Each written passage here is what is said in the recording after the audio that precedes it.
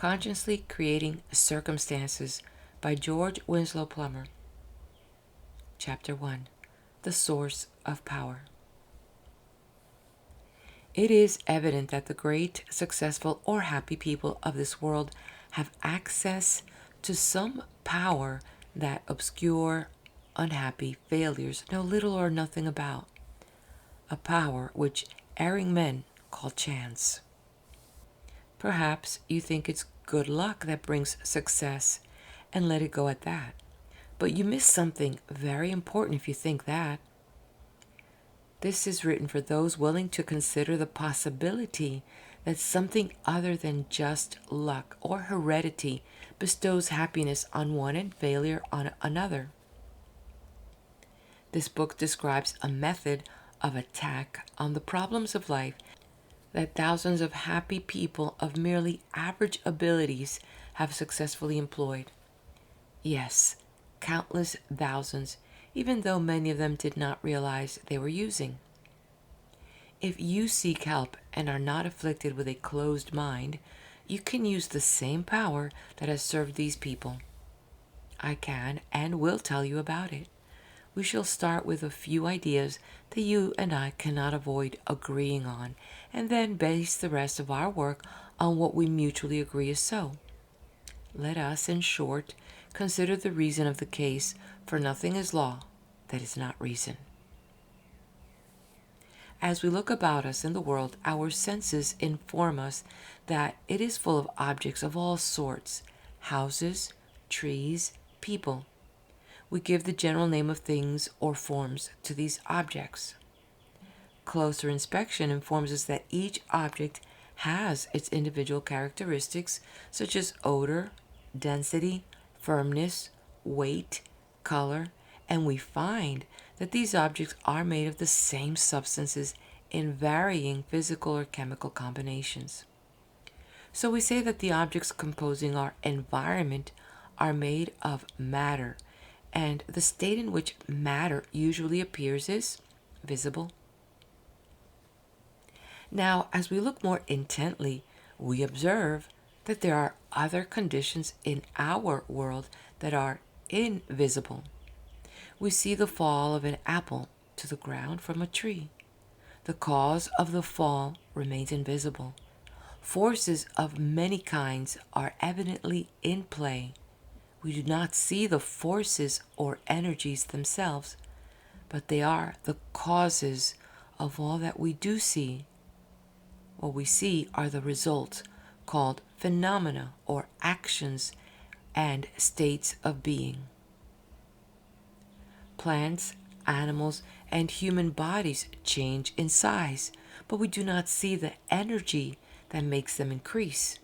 We observe people moving about, but we do not see what makes them move about. We think, but we do not see our thoughts. We listen to the radio, send telegrams, speak over the telephone, or push a button for lights in our rooms, but we do not see the energy on the way. We see a hen pecking about the poultry yard. In a short time, she lays an egg, which in due time becomes a chicken, and later that chicken becomes the full-grown bird, reproducing the process of life.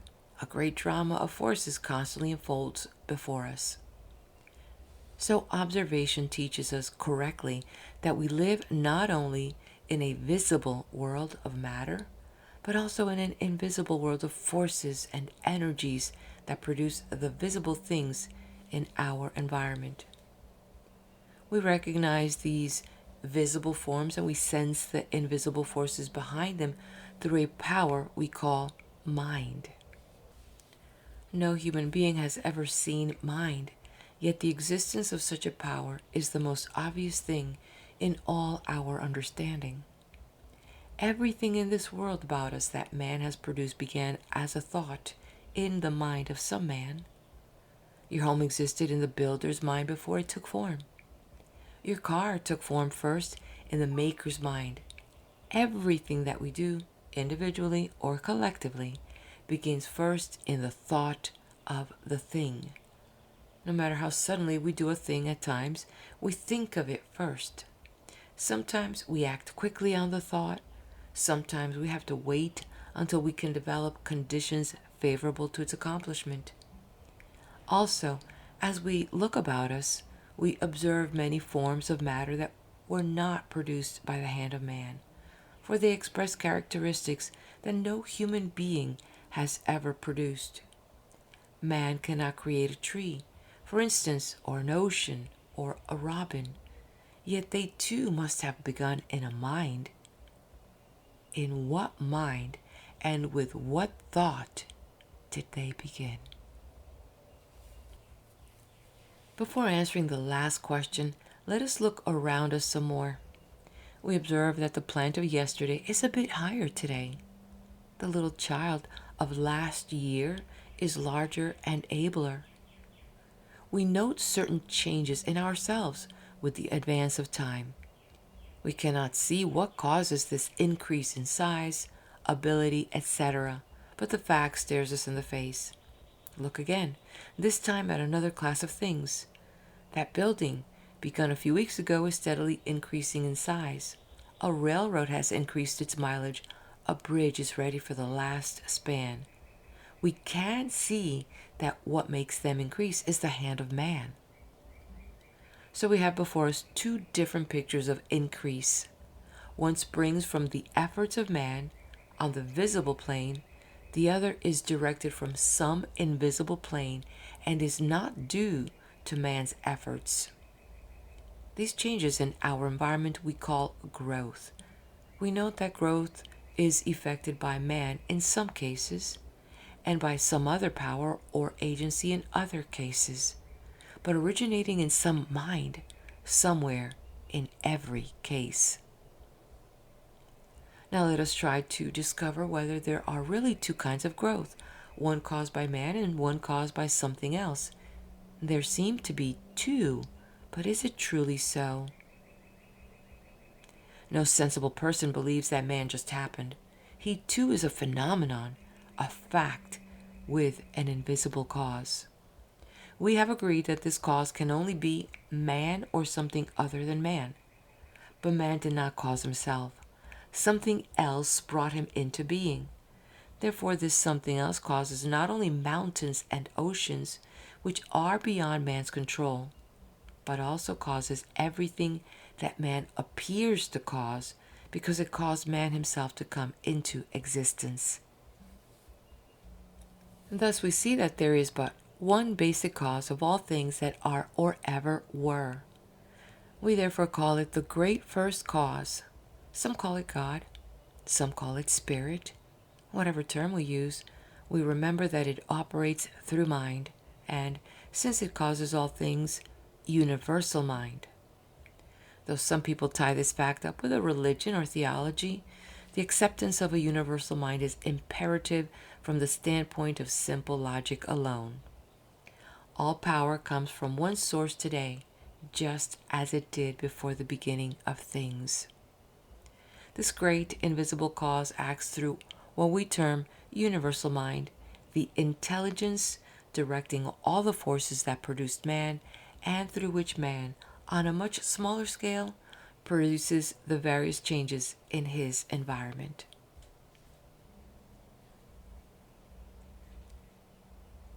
Chapter 2. Dual Action. We agreed at the beginning of this discussion to start with some things so evident that we could easily agree on them. From there, we arrived at an analysis of what was behind those things that we agreed on. We decided that everything in nature of man's world arises from one basic cause, which is invisible, universal, mental, creative, and not material. And we called the expression of this great first cause the universal mind. What does that mean to us personally and practically? If, for instance, we should discover that each of us can use that fact consciously to our own advantage, wouldn't that be a great discovery? Let us see. How can we get at least a partial idea of what mind is? I suggest a comparison that has been helpful to many people in gaining a better understanding of this very important point. On any electric circuit, we find different kinds of appliances functioning. Vacuum cleaners, lamps, bells, motors are all drawing their power to operate from the dynamo in the powerhouse. A lamp draws much less power than a big motor uses, but they all operate on the same electrical voltage. Break the circuit to the dynamo, the lamp goes out, the motor slows down to rest, the vacuum cleaner stops whirring, proving that the one source supplies them all. Mind is something like that. Mind itself is the source of power comparable to the dynamo. Individually, we are tied into that one infinite source, just as the lamps and motors are tied into the dynamo. And we individually vary a lot in the amount of power we develop from the same voltage, just as the big motor develops much more power than the little motor does. But we all are tied into that dynamo of limitless power called the universal mind. The development and bettering of your own life depends on your learning how to draw more power from that great source. For that beautiful fact is that human machines can increase their own power, whereas mechanical contrivances cannot. So we see that when man thinks, he is drawing power from the infinite voltage of the universal mind. But in the human being, the universal mind takes on two different aspects. One aspect includes the direction of activities pertaining to man's normal material environment exterior to himself. Therefore, we call it the objective mind. Sometimes we speak of it as the conscious mind. It is simply that part of thoughts that we direct upon outward things necessary to our mortal, mundane, or material welfare. The other portion of the universal mind within each of us takes charge of the direction and utilization of forces that operate independently of our conscious or objective phases of mind. And other things, it directs the functions of respiration, digestion, and all the automatic functions of the body that sustain life and that go on without our cognizance. This phase of the universal mind within us we term the subjective, sometimes called subconscious. In the human body, the objective mind controls the cerebrospinal nervous system. The subjective mind works through the sympathetic nervous system. These two systems are almost entirely separate, except that the vagus nerve ties the two systems together in one place. The fibers of one system actually join and fuse into the fibers of the other system in the vagus nerve. Thus, the two subjective and objective are physically one, but ordinarily are occupied in different ways. The subjective with the various activities of sustaining life and promoting growth, and the objective with receiving the reports of the senses and with reasoning, etc. The junction of the two systems in the vagus nerve is a two-way valve, so to speak. The stream of force can go either way, or even both ways at the same time. You might conceive of their connection as being like a revolving door at the entrance to a building. Through the same door you can go from the building into the street, or vice versa, and different persons can go in opposite directions at the same time through the same door. The distinction between objective and subjective mind is extremely important. What we have had to say about it is so far can be found in any standard book on psychology, but you can easily prove the distinction for yourself without reference to some other person's ideas. Let's do it now. You know that at this minute you are reading. Certain ideas are being presented to you and you are considering them. This activity is going on in the objective phase of universal mind operating through you. You also know that right at this minute your heart is pumping blood through your veins and arteries, but your thinking mind has nothing to do with that action. That is one example of the activity of the subjective phase of universal mind operating through you. Ordinarily, these two phases of mind operate independently, though they are connected. They do not conflict with each other. Yet from time to time, we find ourselves to control the activity of the subjective mind by the action of the objective mind. For instance, we get a stomach ache. That means that the subjective processes of digestion have gone awry. So the objective mind has to step in, select a medicine, and thereby help the subjective mind to do its work properly. In the foregoing paragraph is contained a very great fact. The objective mind, under certain circumstances, can and does control the subjective. Likewise, the subjective can influence the objective, for the connection works both ways. There is one important point for you to note now. When the normal objective process stops, it is simply because, for the time being, it has been overtaxed. The subjective mind governing digestion has not decided to stop work. It still labors hard to carry digestion on.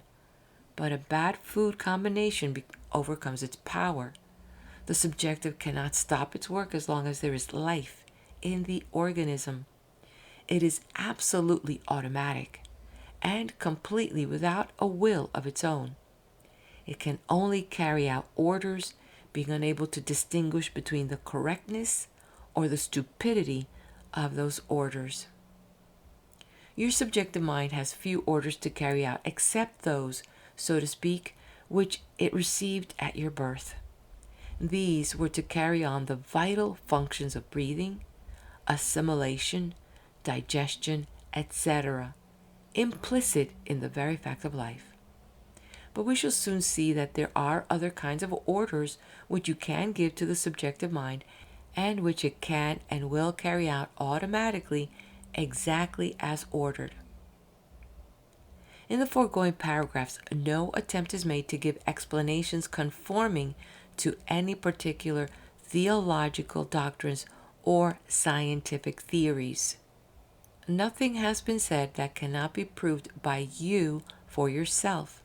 Each statement contains a simple truth, stated in such terms that anyone may check it up from his own experience.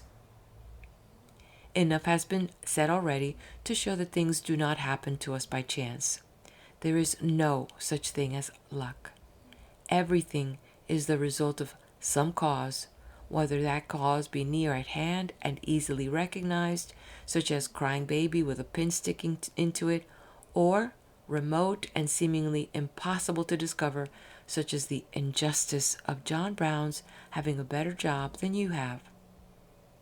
You get pleasant or unpleasant results from your actions depending very largely on how fully you realize and act with the infinite power of the universal mind, of which you are a vehicle for expression. Whether you make that vehicle a powerful twin-six automobile or a one-horse shade depends from now on nobody but yourself. Remember that the one man who has had more influence on the world than anyone else said, "I do nothing of myself." He spoke the truth, probably the greatest single aspect of truth that you and I can realize. Only through the power of universal mind could he accomplish the works accredited to him. He, Jesus of Nazareth, knew well how to use that power, and he said that others would do equal or greater things in due time. Our references to the Nazarene Master and to other great leaders of the world's thought have no theological significance. No question of their divinity is involved. We are concerned with them and their utterances solely because they were successful men.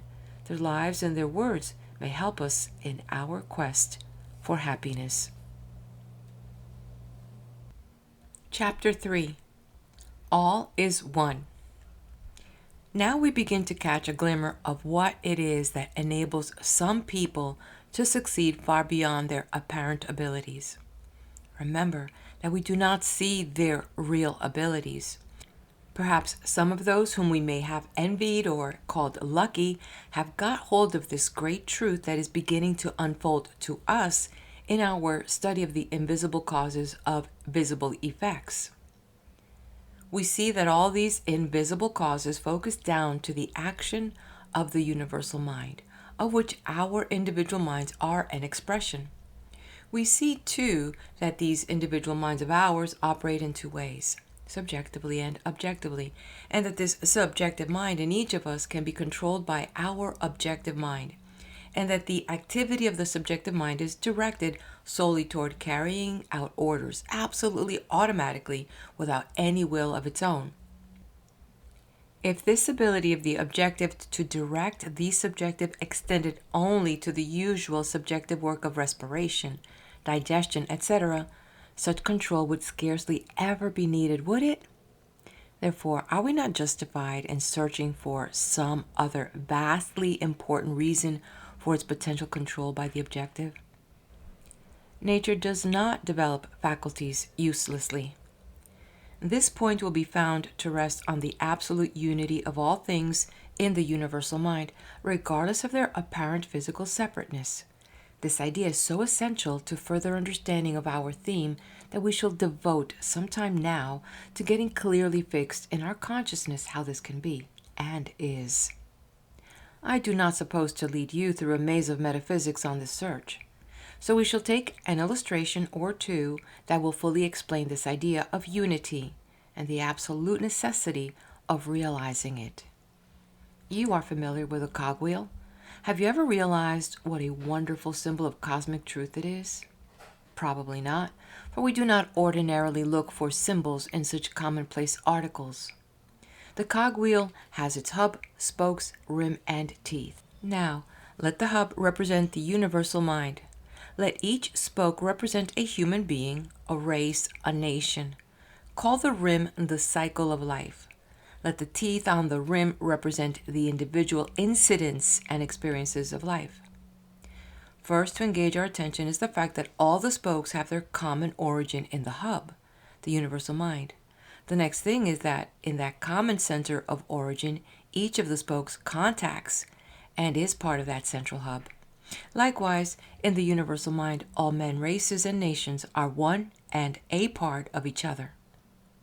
But as each spoke goes out toward the rim, toward the cycle of life, it becomes seemingly separated, and the place where each touches the rim is far apart from its neighbor.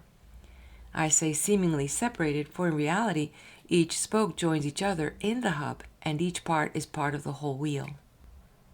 Human spokes in the wheel of life, too, often entertain the false idea that they are separate, that individuality means to be different from each other. Right here is where human error begins.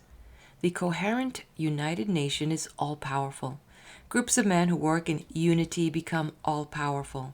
The individual man who thinks himself a law unto himself fails. He has lost his strength in losing his realization of the essential value of unity. Let him recall with Emerson that everything in nature contains all the powers of nature. Everything is made of one hidden stuff. Now, as a cogwheel revolves, each spoke in turn has to bear its own share of weight and strain. And as each tooth is engaged, representing an incident of experience in the cycle of life, so each human spoke has to bear the full force of that experience, and each human spoke also receives the transmitted force of the experiences that every other human spoke bears.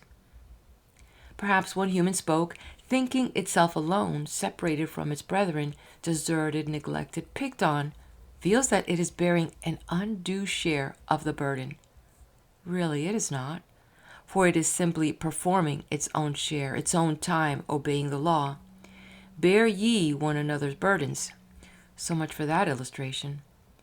Think it over before going on, and realize the actual unity of all seemingly separated things. Now take a sheet of paper, punch 5 holes in it, and insert your 5 fingers through them. To a person opposite you, the 5 fingers represent 5 separate things.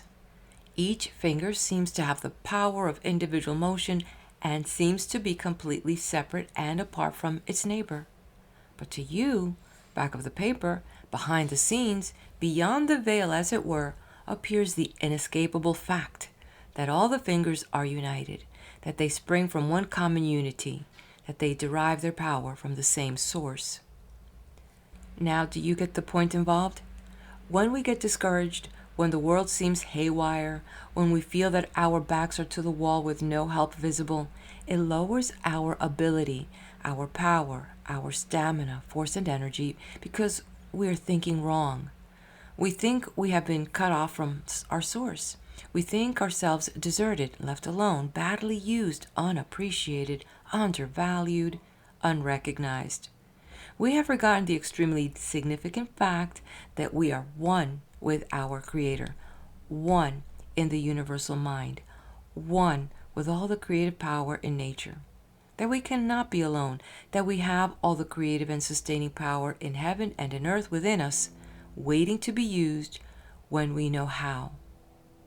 So our very first task is remodeling the things in our lives that do not suit us, is to get fixed fast in our memories this fact of our unity with all things in the universal mind, for the fact gives us access to far greater powers than any we could ever before imagine as accessible to ourselves by ourselves.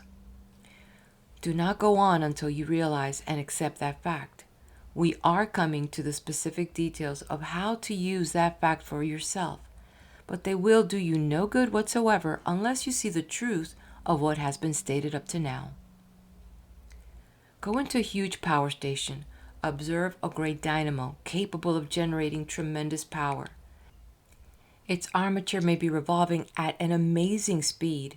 The dynamo is ready for business at a second's notice, and mere pressing of a button or the throwing of a switch, but that huge dynamo is useless until a demand is wide upon it for power. The moment demand is made by throwing the right switch, the current goes forth over the wires. But the demand must be made. Not a unit of power goes forth until that demand makes it possible. But if you do not know that the dynamo exists, or do not believe it after having been told so, there's no use in telling you how to use it, is there? Now let us bring this picture right home to ourselves. We have the source of power within ourselves ready for business, but no power will come from it to help us do the things we wish to do until we recognize its existence and make a call on its power and direct it to the desired purpose. There is a specific way in which we can make that demand, a way in which we can set that power to work for us. It is the greatest power in the world, far greater than any dynamo invented by man, for it is the power that enabled man to invent the dynamo. Chapter 4, The Great Link. If you have followed the discussion carefully so you have thoroughly in mind these ideas: A, all is one in the universal mind. B, you personally are individualized channel for expression of that one mind. C, in your human existence, you use that mind both objectively and subjectively. D, your subjective mind can be controlled by your objective mind, and it carries out orders automatically.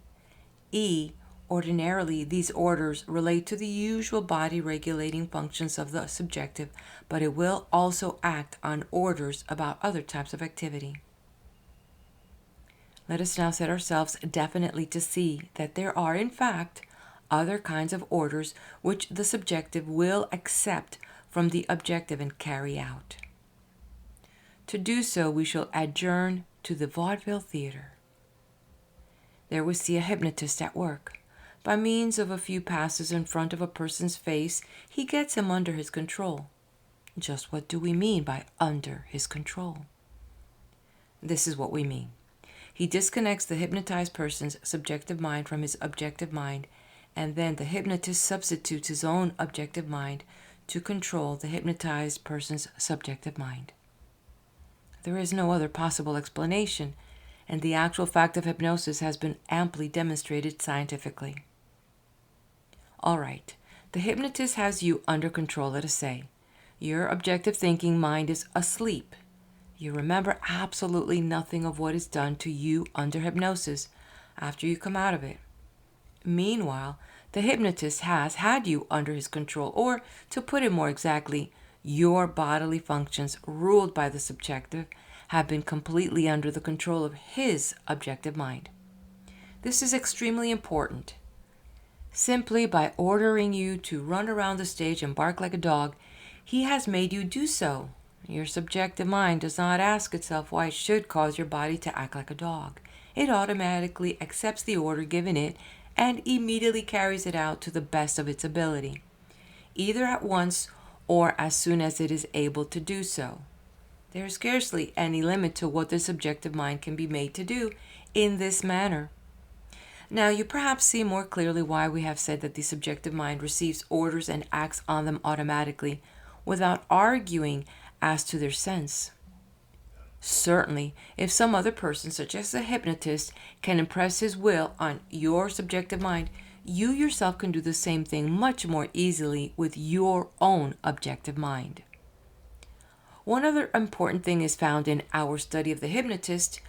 Ordinarily, your subjective mind is only dealing with your own objective mind, but it can deal with somebody else's objective mind without knowing the difference. Otherwise, the hypnotist could not control you. Your subjective mind is therefore entirely impersonal. That is only another way of saying that your subjective mind is universal in its reactions. It does not discriminate as to persons or reasons why or pros and cons. How different in this respect is your objective mind? It is very keenly aware of the difference between persons. It sifts reasons. It argues pros and cons. It definitely does discriminate. Hence, your objective mind is not universal in its use by you. It is decisively specific, and rightly so for being of use on the plane of the specific, or in other words, the world in which you live. And now we are ready to take the big step forward. We have already found that the basic source of all power on all planes, physical, mental, or emotional, is in the universal mind. Now we have just discovered that only one aspect of your mind's activity, the subjective, is likewise universal in its reactions. Hence, we see that your individualized subjective mind is your immediate personal link with the universal mind. It is your great link with all else that is. And since all things are possible to the universal mind, the power of an individual expression of that universal mind, such as your own subjective mind, is limited only by the arbitrary conditions of time, space, force, and the other natural laws under which you as a human being are limited, but it has no further limitations. In other words, your subjective mind could not cause you to rise up from the chair where you are sitting and float about the room. It could not cause you to expand instantaneously to a height of 20 feet. It could not enable you to scratch your right elbow with your right hand. All those things are physically impossible, made so in our arbitrary world of time and space.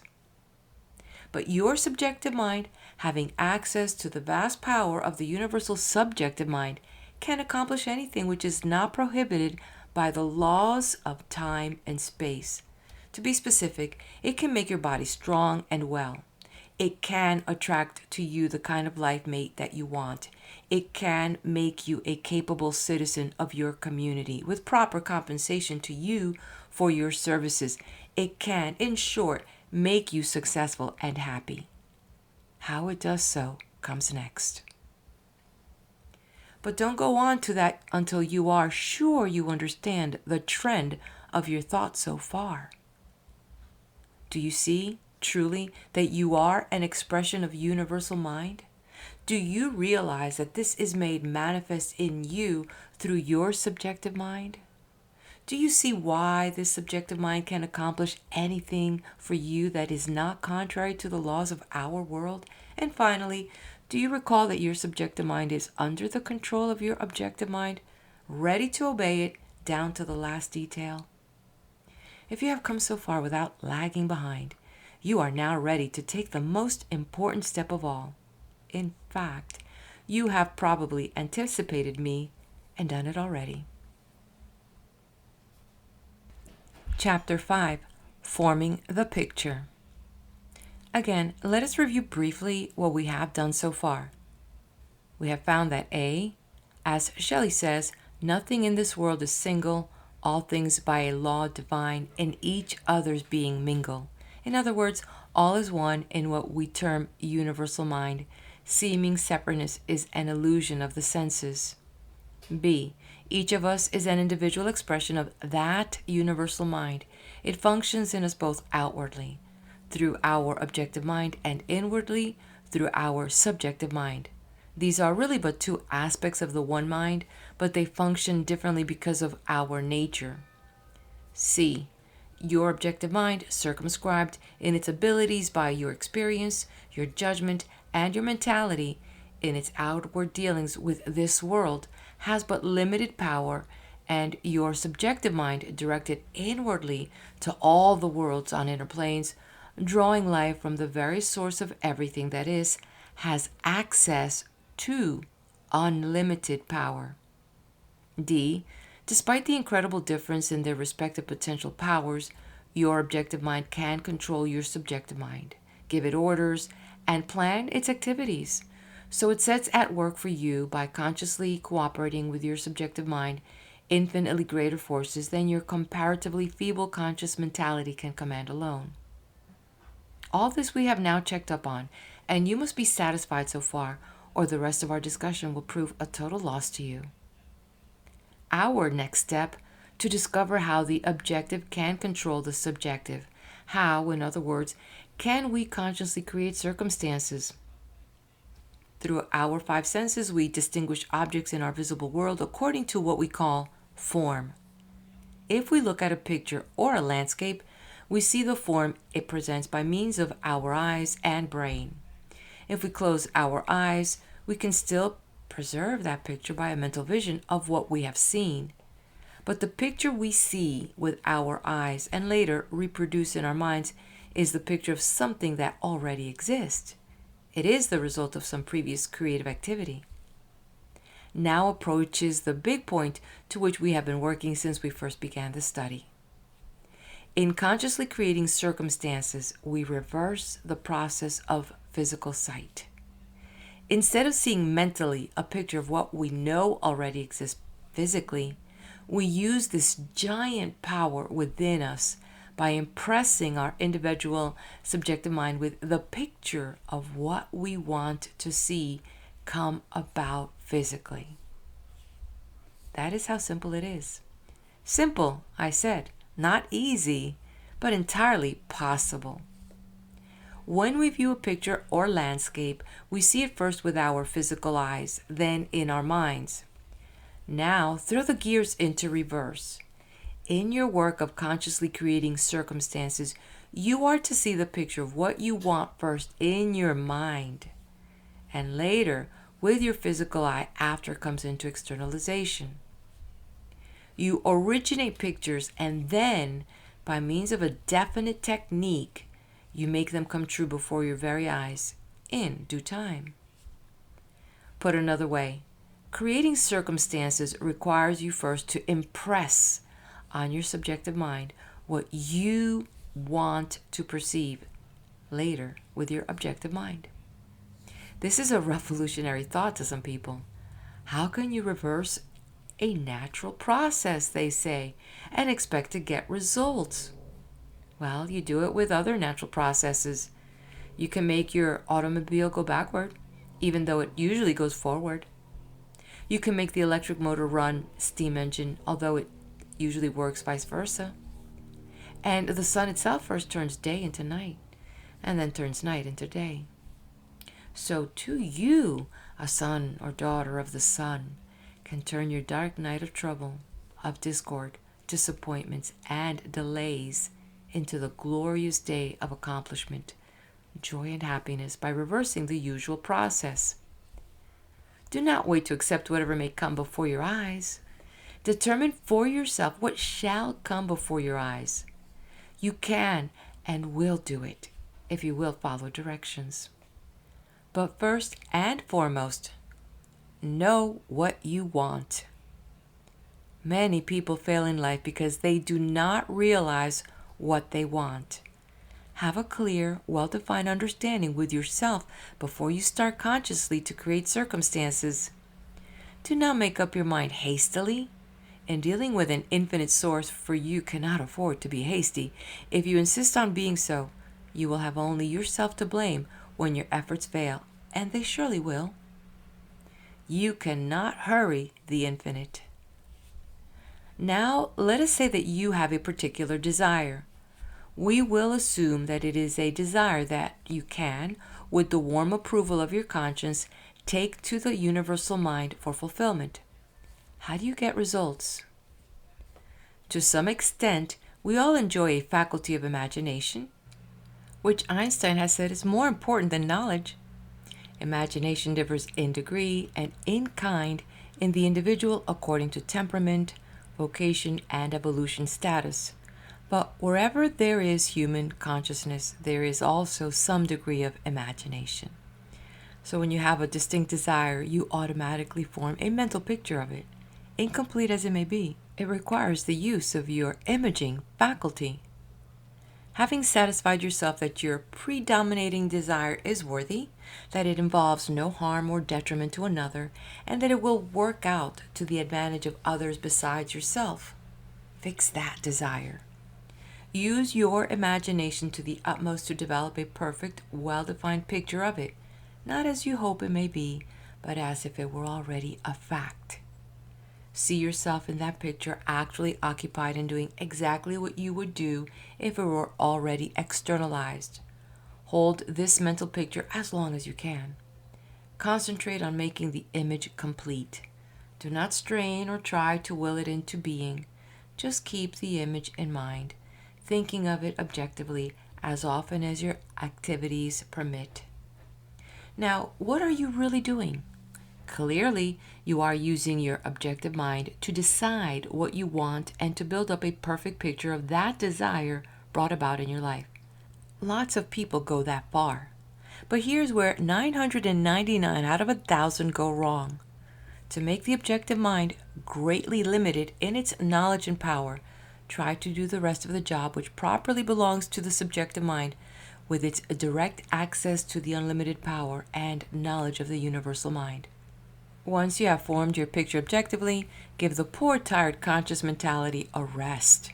Leave the remainder of the job to the universal, not as a request or a hope that it will see you through, but in perfect faith, born of knowledge that your image has already been built and it is bound to come to pass. Why should you have that faith? Why will your images, if persisted in and adhered to constantly, come true in the circumstances of your daily life? What, so to speak, are the mechanics of the process? Let's go back a little. We agreed that the objective can control the subjective, which means that an image formed by the objective can be impressed on the subjective as an order to be carried out. The hypnotist orders the unconscious person under his conscious control to bark like a dog. His subject barks like a dog. Your unconscious subjective mind receives an order from your conscious objective mind, for instance, to make you well, get you money, or whatnot. Your subjective mind immediately accepts the order and goes to work.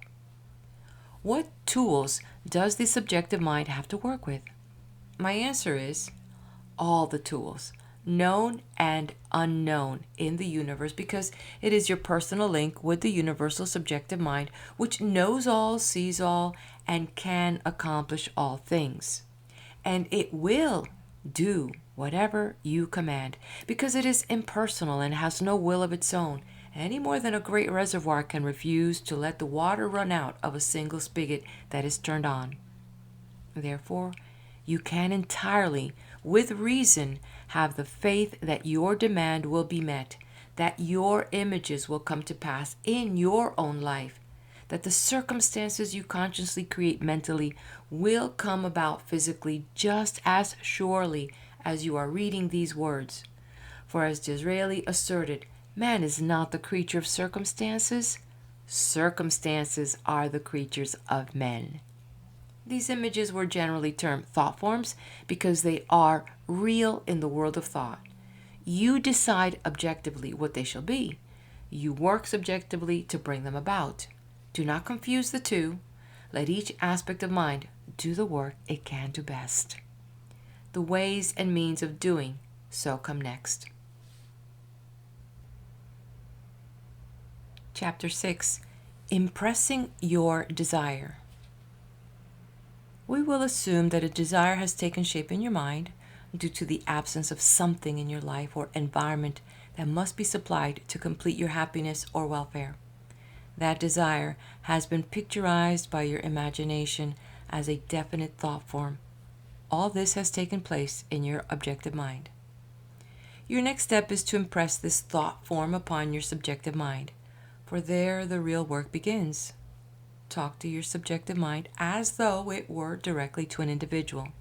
Some people find it helpful to direct their speech toward the solar plexus, for the reason that the solar plexus or center of your subjective mind is the individual's link with the universal mind. To us, the most important thing in the outside universe is the sun, giver of life, center of our system. That is why the solar plexus is very aptly named. Some call the solar plexus the abdominal brain, for it represents the seat of activities that go on independently of the conscious brain.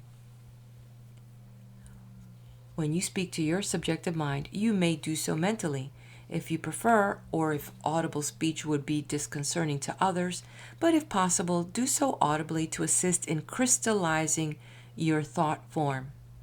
When weird or occult reason, but simply that your mind may not be diverted by the sight of things in your environment that provoke distraction of thought. In the darkness of closed eyes, try to feel that which you cannot see, namely the subtle body of the universal mind flowing through your organism.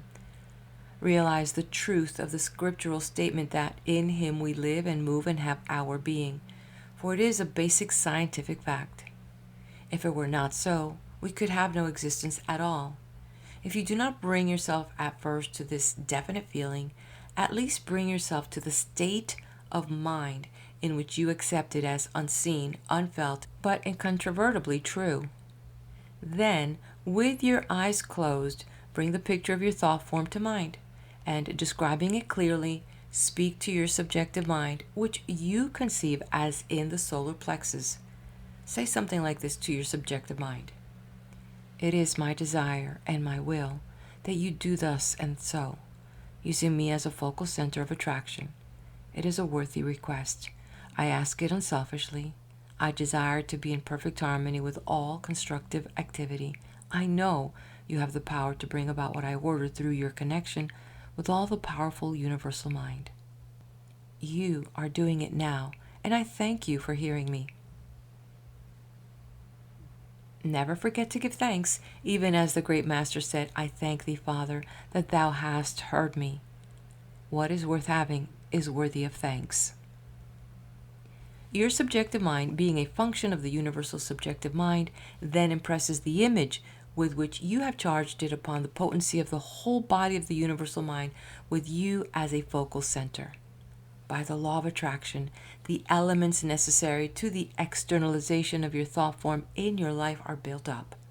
To put it simply, the thought form comes true because this archetypal mental form must build a corresponding set of circumstances in the world of matter.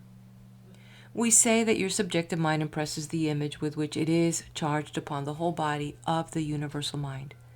Let us clarify the statement a bit. If you have a basin or a container of strong acid, such as sulfuric, you know that any part of that acid is as potent as any other. If you dip in a splinter of wood at any place, it will be burned by the strong acid. The splinter does not contact all the acid at once, but all the power of the acid in the container exists at any point of contact. If you dip another splinter into the acid at the same time at another point, the same result takes place. So it is with the universal mind. All the power of the universal mind is brought to focus at any point at which it may be contacted, and the result at one point will be equally present at another point. The acid is just as strong at whatsoever point it may be contacted, even if many points contact it at the same time.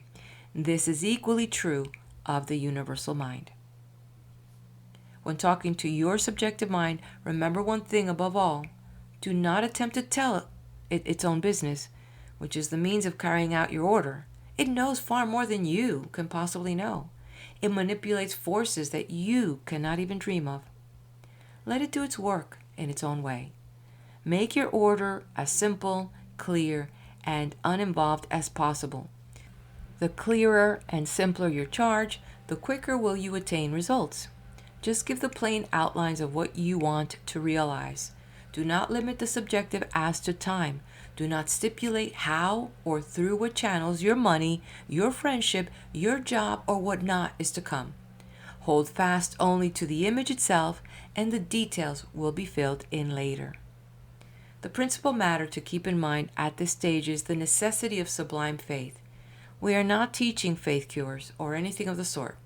What you are learning is based absolutely upon knowledge and fact. But faith plays an important part in all human experience. If you ask a friend to do something for you and then began to question whether he would be able to do so, if you began to hope that he might, or fear that in some way he would not, how much do you think that friend would do for you if he knew just how you felt?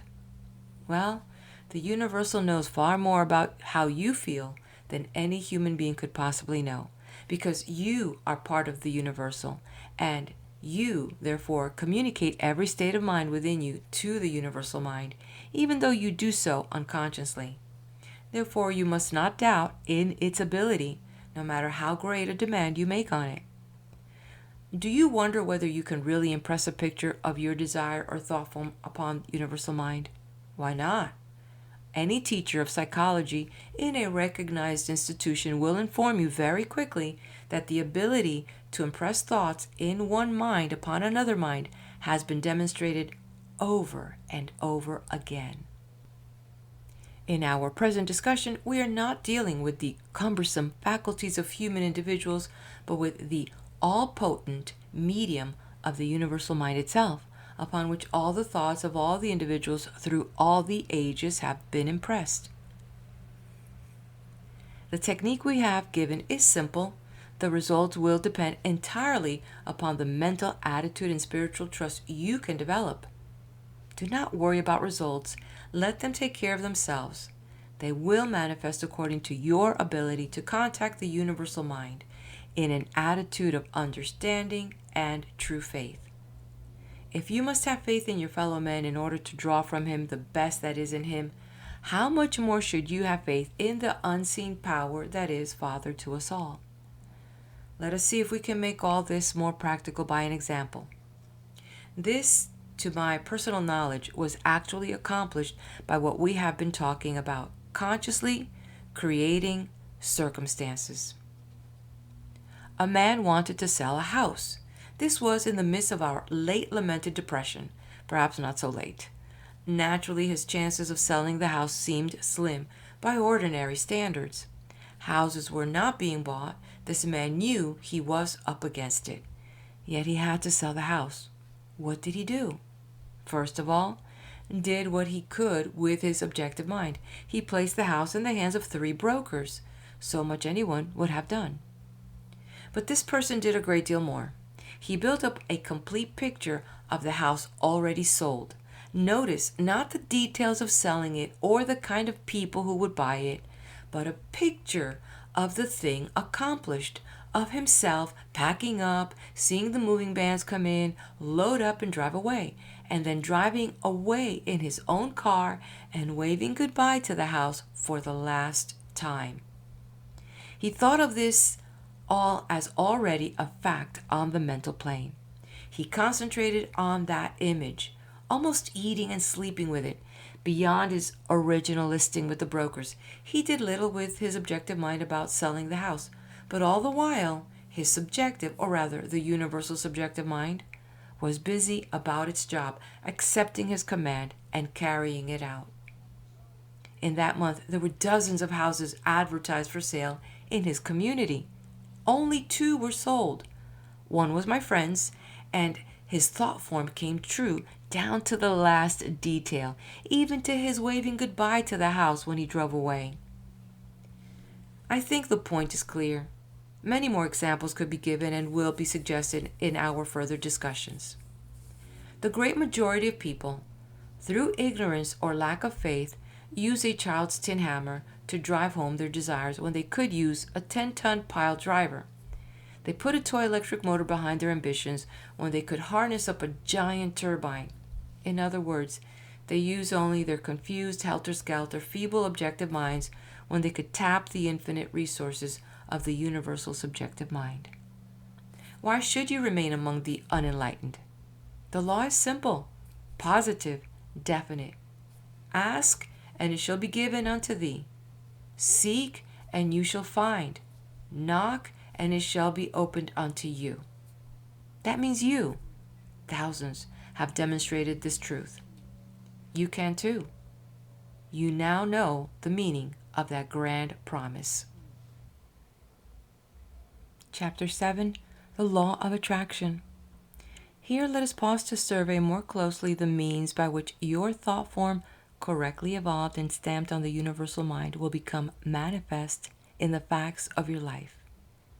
We have already discussed the point, but it will be well here to study further and understand the great law of attraction on which depends the success of your thought forms. It is a law in physics that unlikes attract and likes repel, meaning, of course, polarities, the term used to express opposites. We're used to this expression in dealing with electricity and magnetism, but by careful observation we shall find that this law operates throughout nature's entire domain. Now note carefully how we make the law operative in accordance with our legitimate and reasonable desires as expressed in thought forms. Universal substance manifests the two polarities of matter and spirit, and as a corollary to the fact, formations in the invisible mental and spiritual worlds seek manifestation in the visible material world. In this search for material expression, nature's forces generate and develop tremendous activity, and this activity is the cause of all action and reaction, urging and restraining, positive and negative, in cosmos. It produces the phenomena we ordinarily call life. The principle holds true in regard to your thought form. First, you formulate and develop in it on the inner invisible plane. Then the invisible thought form, which is the positive polarity, seeks the negative polarity or material expression of itself. All that is visible in the mundane world about us is the expression of the activity of invisible archetypes in the inner worlds.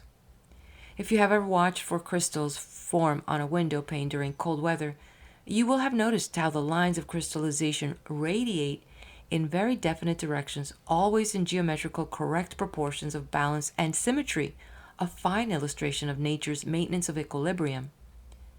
Your thought form operates in exactly the same manner. In the case of the frost crystal, we see the lines of crystallization becoming visible, and these lines are called the lines of force, i.e., the direction taken by the operative force in crystallizing the moisture. Your thought form does the same thing.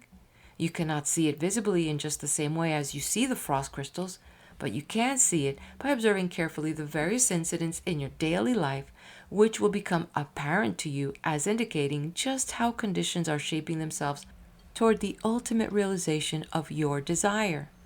Little by little, you will note apparently insuperable obstacles being eliminated, providing you with greater scope and opportunity, with the way being made clearer for you to progress toward your goal. The frost crystal does not spring into visible manifestation instantaneously. Neither will the realization of your thought form. The frost crystal is a manifestation wherein the constructive material is of the most attenuated character. Your thought form is complex, involving a vast array of constructive materials and possibly also involving other individuals, and much time is necessarily required for the operative activities to bring all the elements together in visible realization.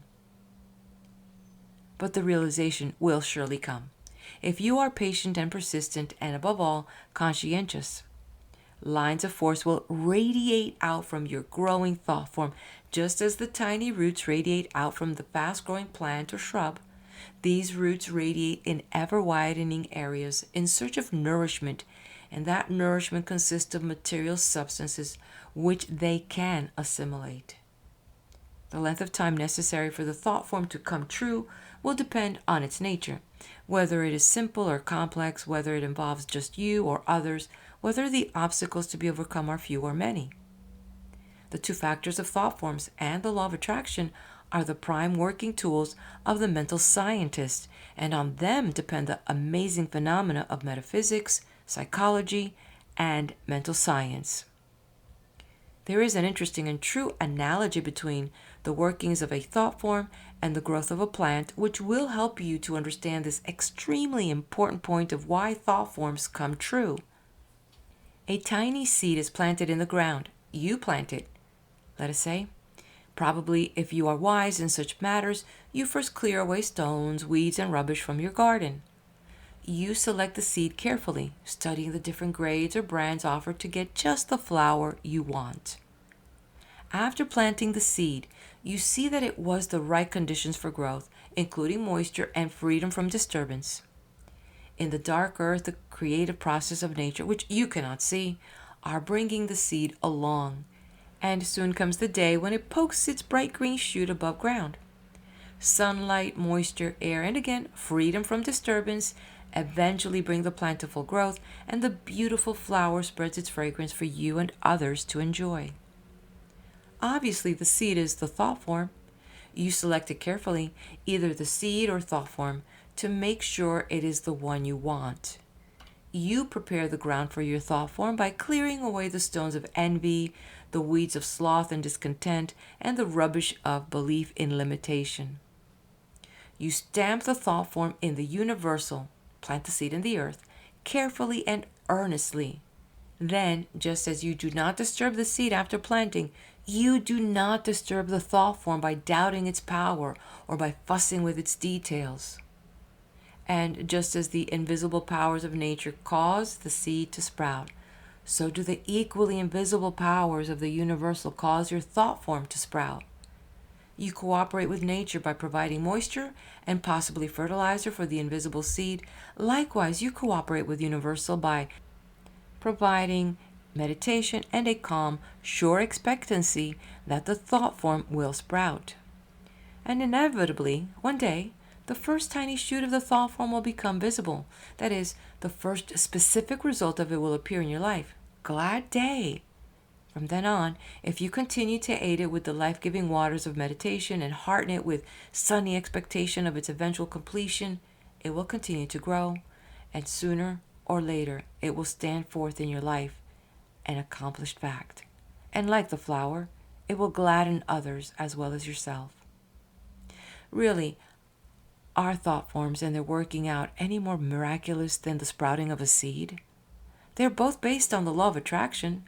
We are used to the one, unused to the other, that is all. But think how great was the amazement of the first man who planted a seed of wheat and later found it growing into a plant that would nourish him. In those days, it required real faith to take the trouble to plant when no results were immediately apparent. And today it requires the same faith to plant a thought form, at least until you know from experience that they do sprout. But this faith is just the one thing you must have, and we have seen the logical basis for it in this explanation of the law of attraction. This fundamental requirement that individuals' belief is well summed up in the Master's words.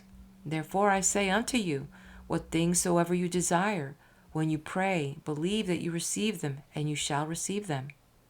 Now surely it is difficult to believe that we have received something when our senses tell us to the contrary. Yet this is absolutely necessary for the individual who seeks success through the use of thought forms. It certainly seems like putting the cart before the horse. Nevertheless, it is quite sound, and to the extent that we can bring our consciousness to an understanding and acceptance of this truth, will our results be successful or unsuccessful. We may resort to another illustration to clarify the point. When we take a photograph of a landscape, the momentary flash of light has imprinted the picture of the subject on the sensitive plate permanently. As long as that plate lasts, many positives or prints may be made from it. That is what the plate or film was made for. The landscape may change with the seasons or by the hand of man, but the print of it on the negative will be preserved as long as the owner of the camera desires to keep it. Likewise, when you impress or imprint your thought form on the sensitive universal mind, you have at once imprinted it on a medium that is eternal. It can never be destroyed. And since the universal mind is eternal and your thought form therefore imperishable, it has begun to work instantly. With the infinite and eternal, to know and to act are one and the same. Therefore, what you have asked for has come into being at once, and you may logically believe that you have received it, although the realization of your reception of it will be delayed until it has been brought into physical manifestation when the time is ripe. This is shown us in Scripture, where the Master prayed and then immediately thanked the Father, saying, I know that thou hast heard me. He thanked the Father before he visibly received the things for which he had asked. So we may interpolate our own words in the Master's injunction to make its meaning immediately obvious. What things soever you desire, when you pray, impress your thought form, believe that you have received them in the visible world immediately, and you shall receive them in the visible world later on through the law of attraction between invisible and visible.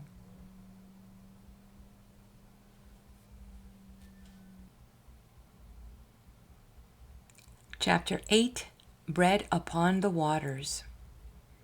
When you personally begin to study the use of thought forms and begin to make them part of your mental equipment, shaping circumstances by them consciously, you will have taken a tremendous step forward, perhaps the most significant single step forward that you ever will take. You will then have begun to take the first steps in the kindergarten of conscious creation. You will naturally stumble and fall, probably cry a bit, but then you will try again and sooner or later accomplish the first steps. I promise you, my friend, that few things on earth equal the joy you will get from learning that first lesson. When you know that this marvelous new power is yours, you will sing for joy. You will then know that all things in heaven and earth are yours to command, that you yourself can solve your own problems, be they what they may be, that you have within yourself the seeds of your own success. This may sound exaggerated if you have not learned that first lesson, yet I know personally scores of men and women of only average mental equipment who have learned this lesson. Once gained, it can never be lost, no matter how slowly or with what difficulty the further lessons are mastered. And the very fact that you are reading these words and thinking about these mysteries, for they are mysteries, demonstrates that you personally are marching in the vanguard of evolution, because very few people know about the power of thought forms. Nature wastes nothing. If you had not earned the right to know about thought forms, you would not hear of them. If your past had not brought you to the point where you could accept this great power and use it, you would not be told about it. The very fact that you know about this throbbing dynamo waiting for you to throw the switch is proof that you are entitled to use its power. Whether you use it is, of course, entirely up to you. Many are called, but few are chosen. That might better read, many are called, but few choose. I do not ask you whether you want this power or urge you to take it.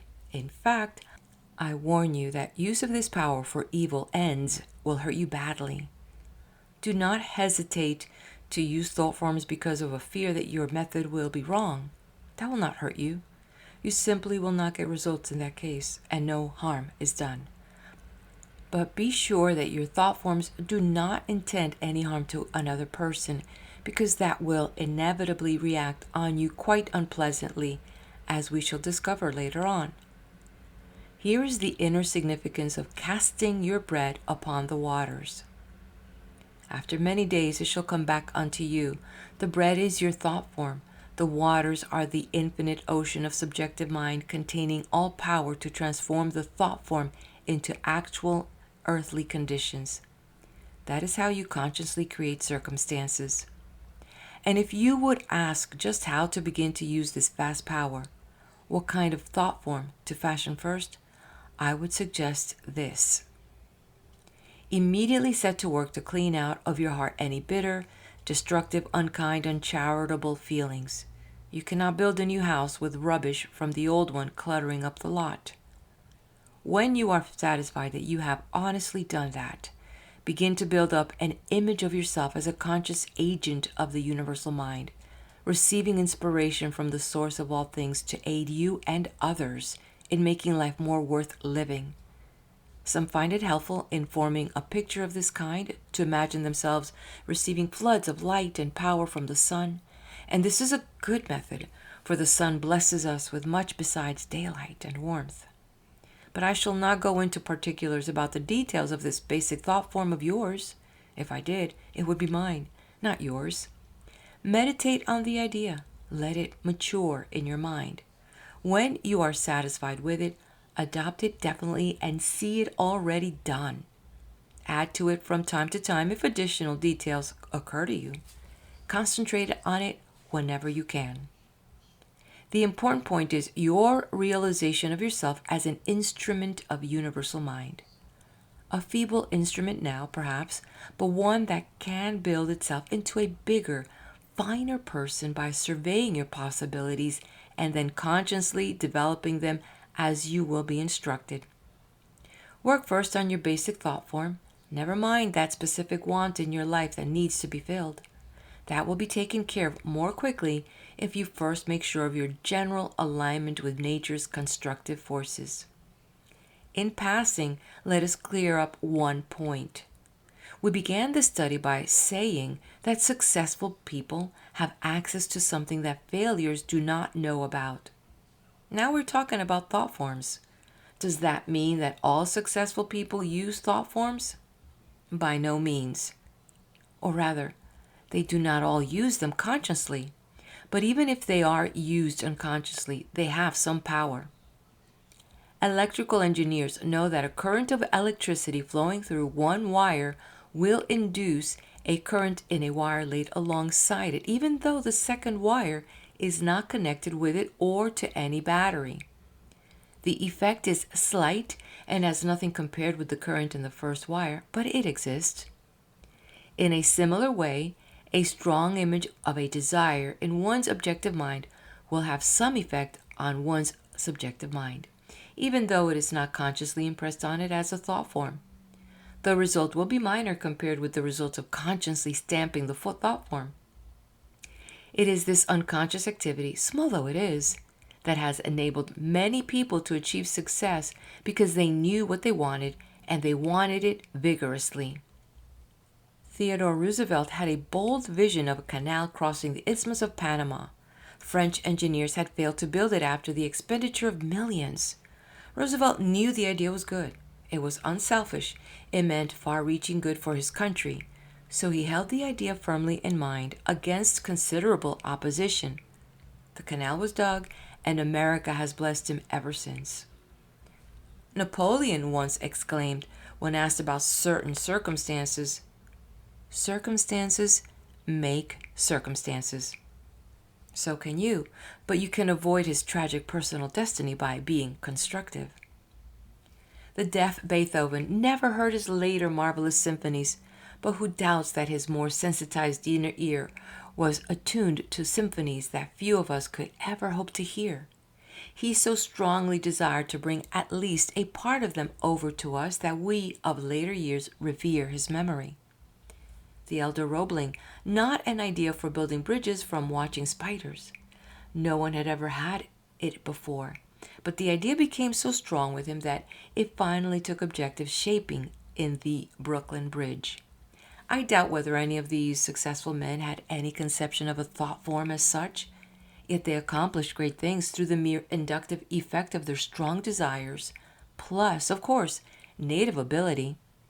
They use thought forms unconsciously. Anyone with average ability who uses thought forms consciously can work wonders as remarkable in his life as did these great ones with their superior natural ability who used thought forms unconsciously. No pleasure is comparable to the standing upon the vantage ground of truth, asserted Francis Bacon. And the beginner in using thought forms has not long to wait before he appreciates the significance of this claim by one of the greatest minds of all ages.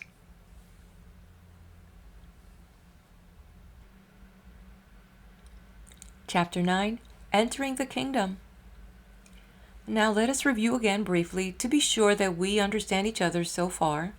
Each of us functions mentally in a dual fashion.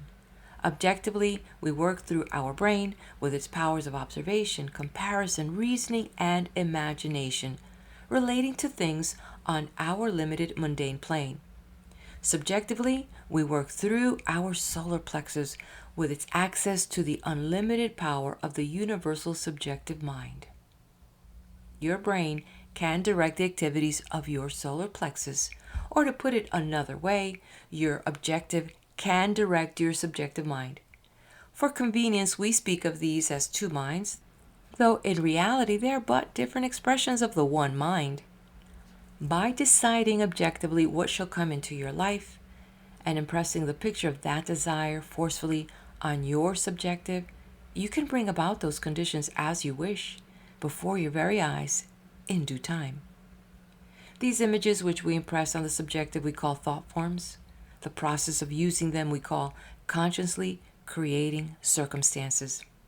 The successful people of this world are chiefly distinguished from the laggards by reason of their use of thought forms, consciously or otherwise. This takes us in outline through our previous discussions. Now let us go on to further details of your basic thought form. You're probably anxious for me to give you specific suggestions about how to get a job or a better job, money, a wife, or husband. But please listen to me. Do not form any specific thought form for a while. Stick to the basic general thought form. It won't be easy to be patient, but it will be worthwhile. Let me give you 7 reminders. 1. Make your thought form constructive. 2. Include benefit to others as well as yourself. 3. Make it practical. 4. Concentrate it on what you want to be or do, not on what you want to have. Visualize the thought form as worked out now. Make the thought form relate to yourself as the agent of good. 7. Act constantly in full faith that your thought form is working out. Your life can be just as wonderful as you decide to make it. Now keep that brain of yours quiet with its habitual objections and doubts and hesitations.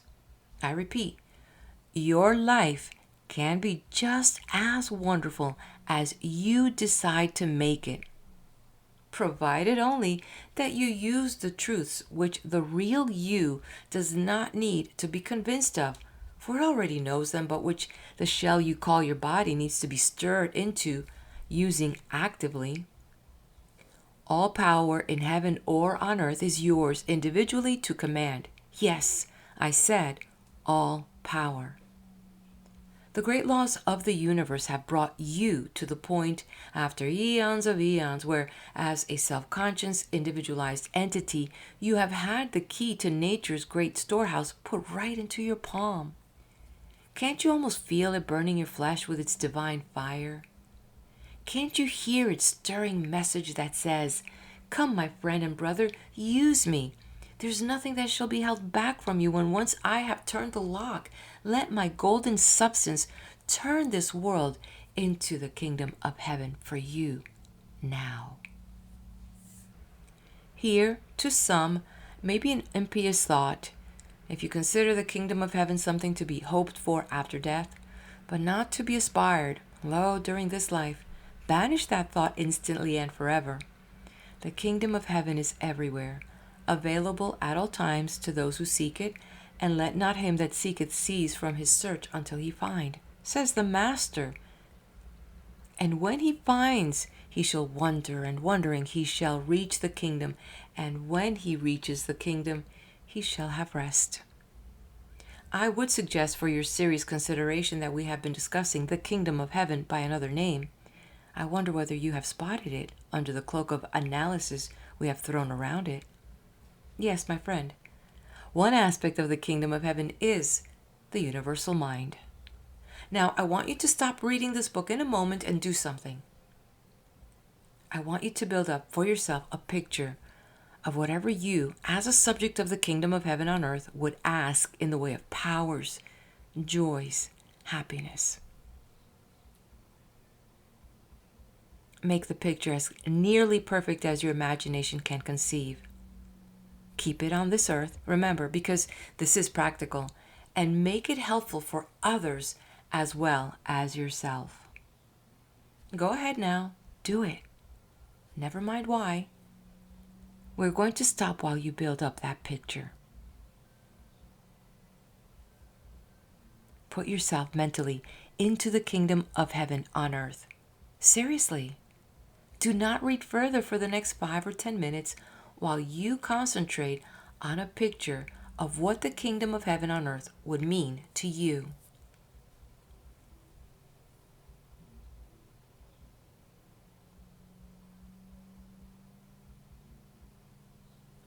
All right, now you have just created your basic permanent thought form. So far, you have only created it consciously with your objective mind. Hold fast to it. Perhaps you'll want to write it down. But that is only part of the process. Now let's complete it. You are now to speak mentally to your subjective mind, concentrating on your solar plexus as your link to universal mind. Impress it with that picture of yourself in the kingdom of heaven on earth as powerfully as you know how. Never mind whether you're doing it just right. You are making a start. You will do this many, many times more. Say to your real self mentally, "This is what I desire to be. All power is yours to create those circumstances. You have created them in the world of thought. I joyfully await their manifestation in the objective world, for lo, my own shall come to me." And do that right now. Do not go on for even one paragraph until you have done so. Now I suggest for your most serious consideration that you have just entered the kingdom of heaven. You have just taken one of the most wonderful steps a human being can master, even greater in its satisfaction than the pleasure the proud parents take in Junior's first step on this plane. And like Junior, you will probably stumble and fall and cry right afterward. But that need not bother you. Junior goes on to stride manfully across the room and out in the great world to take his rightful place. And so will you learn to walk boldly in the kingdom of heaven on earth and take your rightful place in it. In it there are many mansions. One of them is yours, and it will be built for you by the great architect of the universe exactly according to your specifications. And here we are again back with our old friend, the thought form. It is the basic thought form which you establish that supplies the specifications of that mansion of yours in the kingdom of heaven on earth. It is the infinite power of the universal subjective mind that builds the mansion for you, and when it is ready, throws it open to your possession. You decide what shall be created for you. Then you hold fast to that image. You keep out contrary or diluting ideas. You stay your haste, knowing that your own shall come to you, and you remember that no wind can drive your back astray, as John Burroughs wrote. And as surely as the sun shall rise tomorrow, you shall live in your mansion of the kingdom of heaven on earth in this life, if you hold fast to the basic thought form that you have just built. One of Oliver Wendell Holmes' most inspired stanzas develops this thought. Quote, "Build thee more stately mansions, O my soul, as the swift seasons roll. Leave thy low vaulted past, let each new temple nobler than last shut thee from heaven with a dome more vast, till thou at length art free, leaving the outgrown shell by life's unresting sea." End of quote. The mental scientist is engaged in this process. Every human being comes to his individual Garden of Gethsemane. Every human individual treads the Via Dolorosa. Every human individual comes sooner or later to his Golgotha. Your worries, your distress, sufferings, or problems may be the Golgotha that is intended to turn your inner consciousness toward the light, toward the sun whose rays shine through the inspired ideas of mental science. The problems which you doubtless have, you should be thankful for have they not been the agency of exposing you to these truths? All power, both in heaven and on earth, is yours to use, if you seek it wisely, unselfishly, and constructively. Your beginnings may be small, but they will be obvious to you in many ways that will encourage you if you heed the little things. Do not be greedy for the big things immediately. The big things will come in due time, and that time of waiting will be a test of your faith and your endurance unto the end. One swallow does not make a summer, nor can 1 or 2 minutes spent on a constructive thought form undo the destructive influence of the countless weakening thoughts you may have ignorantly and unconsciously sent into universal mind for years. Yet a beginning must be made somewhere and at some time. If you have participated actively in our little exercises, you have made an excellent beginning. Now, how shall you continue, and what shall you do to bring this effort to fruition? What must you be sure to do in order to use thought form successfully? Chapter 10, Your Basic Attitude.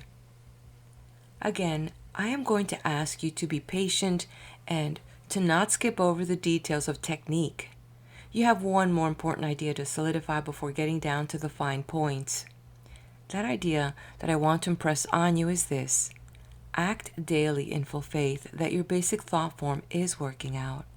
Perhaps that does not sound so terribly important, but let me assure you that it is.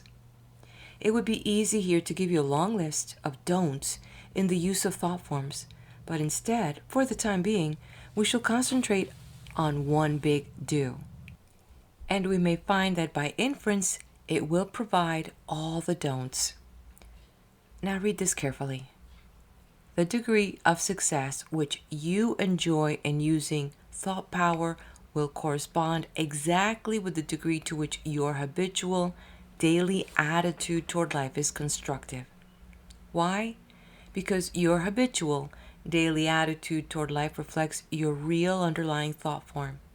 If it is constructive, your results will be so, and vice versa. By way of example, consider what would happen if a drop of white paint were mixed with a whole tube of black paint. What would you have? Black paint, of course. Now suppose a man has a head full of black thoughts, and suppose that by chance he let one little white thought into it. Obviously, his head would still be full of black thoughts. Going still further, if over a period of years a man has poured a stream of black thoughts into the universal, and then suddenly introduces one little white thought, the universal remains to him a sea of black.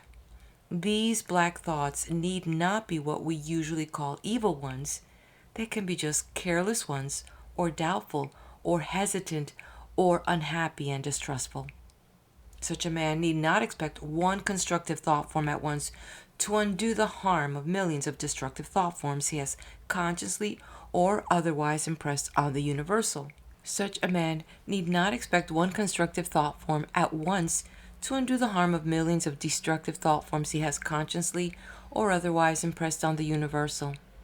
Such a man will require perhaps years of effort to nullify his previous ignorant actions. This seems like hard lines, in a way, yet we may be sure, on the other hand, that once this has been accomplished, the evil has been put behind forever, or, as someone would say, our sins have been forgiven. Now let us consider the man of good heart, jolly, cheerful, and optimistic by nature. His basic thought form of life is constructive and has been for years. To him, by contrast with the pessimist, the universal is white, and even his occasional weak moment will not appreciably discolor it. So to the optimistic man, things come easily, but for the pessimistic man, life is a burden. You have noticed that yourself, I am sure, speaking by and large. And here is the scientific, convincing reason for that fact which you have observed. The optimistic, good expecting man creates good conditions for himself by his daily inherent thought forms, unconscious to be sure, but nevertheless somewhat effective.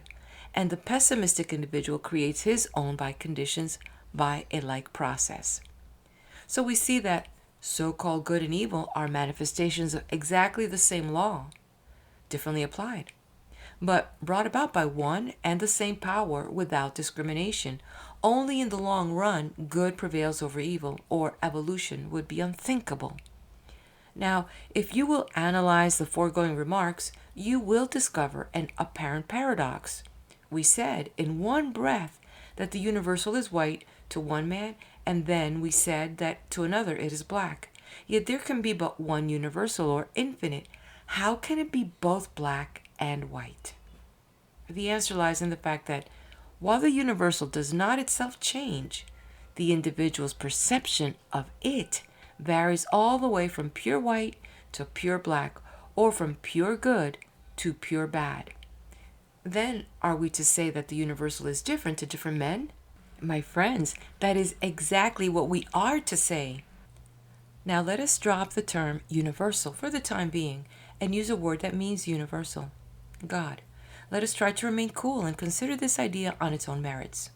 God is different to different men, for man creates his own conception of God.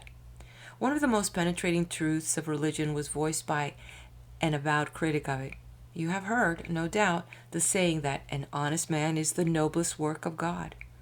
Robert Ingersoll very cleverly, if cynically, reversed that saying, and in doing so, he pointed out to mental scientists what really sums up the entire creed. He said, an honest God is the noblest work of man. Think that over. If you have followed these discussions carefully, you must see that in a sense each man does create his own God. I say it with all due reverence, for you understand that this means that he decides for himself what God shall he to him, or if you prefer, what the universal mind shall do for him. Do you wonder that theologians for centuries have fought over definitions of God? How could they possibly have agreed among themselves, since they differed in their own natures from each other? However, we need not pause over their disputes. All we need to know is that each of us has the almost miraculous power of creating our own individual conception of God. Do we say that he is just, and do we act and speak daily as though we believe him just? Then he is just. Do we believe that he will supply us with all good things?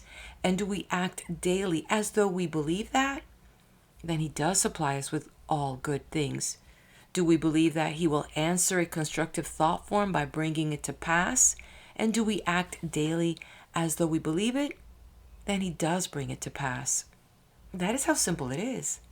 And that is the meaning of the scriptural warning that as a man thinketh in his heart, so is he.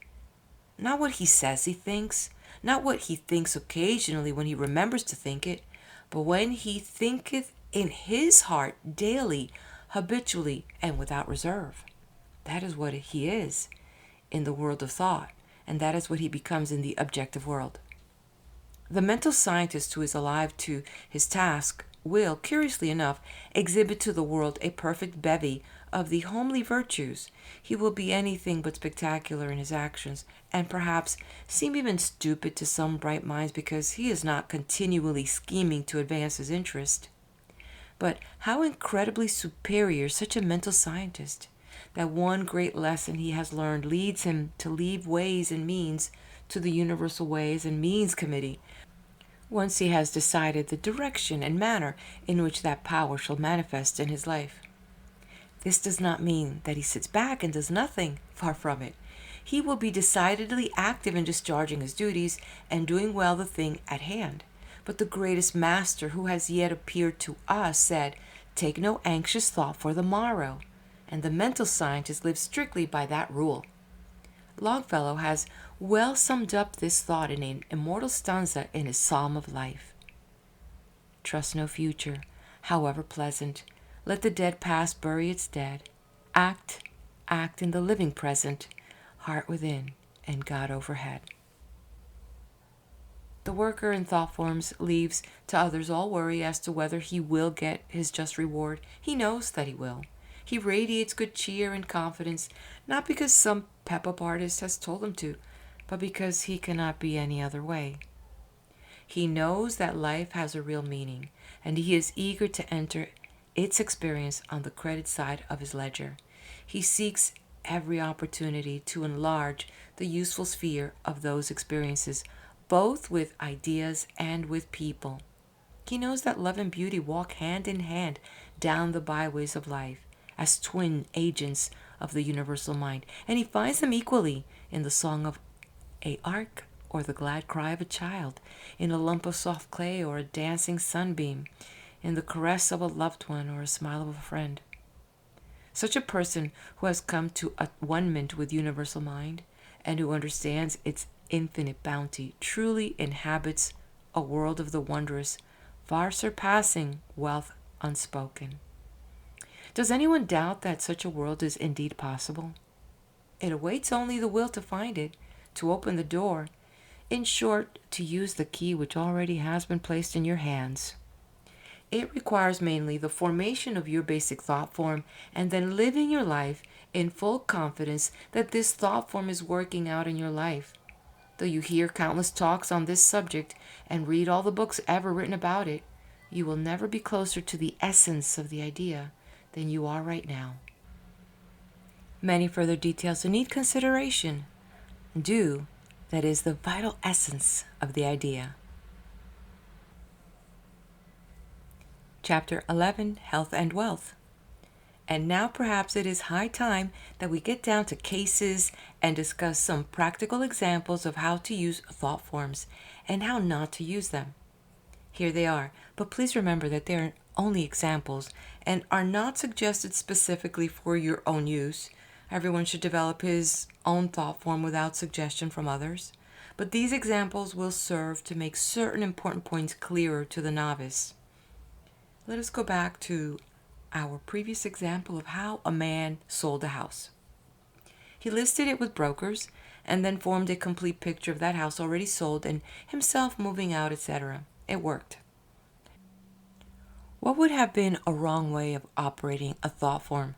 One of the worst things he could have done would have been to picture a certain prospect buying it.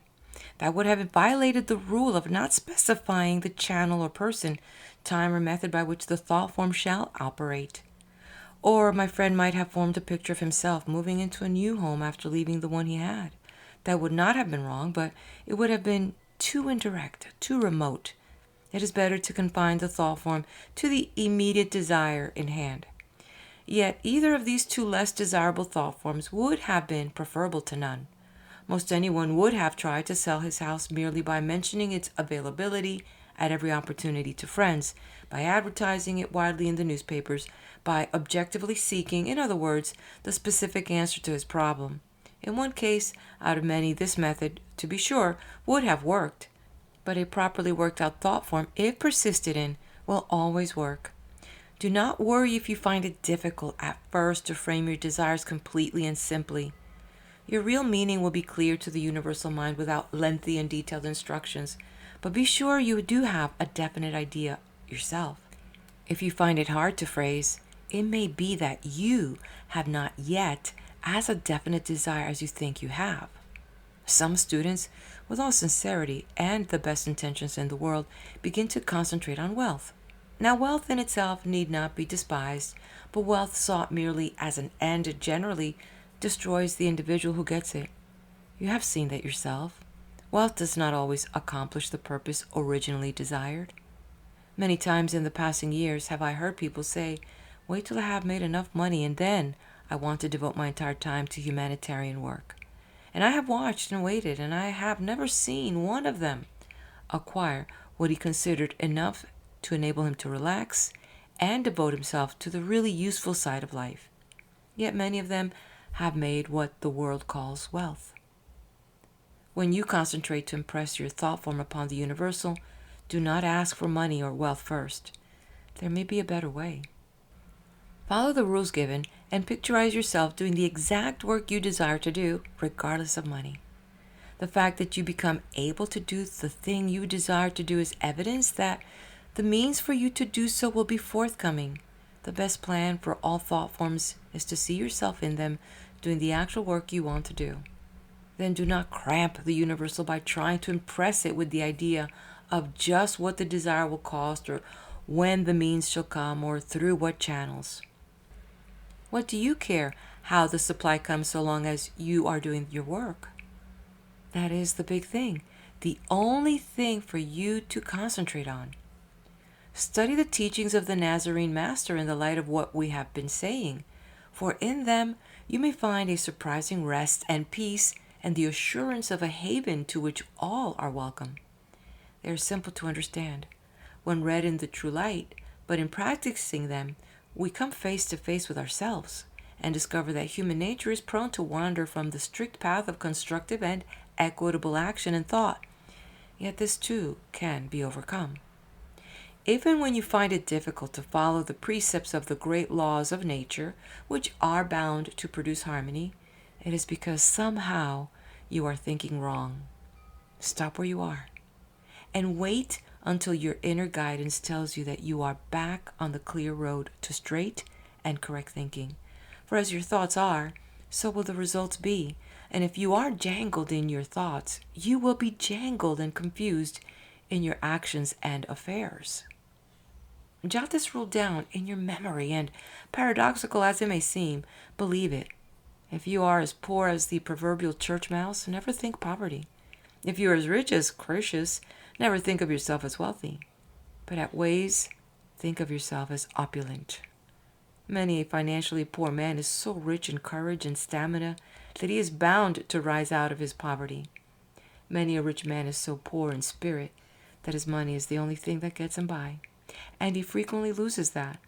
But the opulent man, the one who, rich or poor, is conscious of his fullness of the good things of life, health, spirit, resilience, the ability to feel himself one with all God's creation, a brother and friend to all, and able to feel the beauty of a sunset, the rhythm of a symphony, the language of trees and flowers and animals, will sooner or later enjoy physically and spiritually all the things this world can shower upon him, simply because he is a part of all good things, and by the law of attraction they will come to him. He can have infinite riches in a little room. Talking and thinking poverty, whether of means or of spirit, creates or perpetuates poverty. Talking or thinking of wealth crystallizes the mind to such an extent that one forgets that riches sometimes take wings, or else develops a spirit of aloofness and arrogance. Talk and think opulence, or having an abundance of the good things of life, including the opportunity to serve others. Another element in life that most of us worry about at some time or other is health. Good health, since it depends almost entirely on one's own actions, without reference to the thoughts or desires of others, is one of the easiest achievements of the mental scientist. Remember that the subjective mind is in direct charge of the life processes within you. Its power over assimilation, digestion, excretion, the flow of the blood, nerve force, etc. is unquestioned. Consciously, you do not control any of these activities ordinarily. But since you know that you can control the subjective mind by your objective mind, then perhaps the most immediate effect you can get with thought forms is good health, since that depends so directly on the action of the subjective. In using thought forms to improve your health, the very first thing is to eliminate the thought of the specific trouble or ailment that you wish to get rid of. Do not picture yourself overcoming a weak heart, for instance, by imagining that weak heart of yours getting stronger. Whatever your complaint, its cure by thought form is the same. Concentrate on a picture of yourself whole, healthy, vital, and strong. Imagine yourself doing the things you think you cannot do now. Not impossible things, of course, just the normal things that healthy people can do. Remember always that you are a part of and a channel for all the power in the universe. The power will manifest through you in just the degree that you permit. Floods of health and strength are waiting for you, and will flow to you when you have built a thought form of yourself of a constructive nature as to health. So first banish any idea that you're sick. Yes, you may be, but do not dwell on it. We do not suggest that you deny your illness, if you have one, for that would be absurd. There's no point in avoiding a fact. It is better to eliminate an unpleasant fact. We're not advocating metaphysical quibblings, but simply pointing out how to overcome unpleasant physical facts without stultifying your reason by affirming their non-existence. Having eliminated or at least subdued the conscience of your pain or illness, meditate at length on yourself as glowing with health. See the results of that state. Yourself full of pep, active, alert, able to keep going a long time without being overtired, etc. Then concentrate that picture into a thought form and stamp it, as you have been directed, on the universal mind. If you're too thin, visualize yourself gaining weight and healthily so. If you are too fat, see yourself thinner, not to the exclusion of any other aspect of good health, but merely as one part of the picture. Even science concedes the value of the state of mind in maintaining good health. Today, good doctors use less medicine and more psychology by calling upon the sick person's mentalism and will to health. What a doctor can do along those lines for you, you can do directly for yourself, although this is not to deny the value of proper medicine or surgery for acute conditions. Invisible potencies of all kinds are now in everyday use for good health, and the greatest of these is the power of mind rightly directed.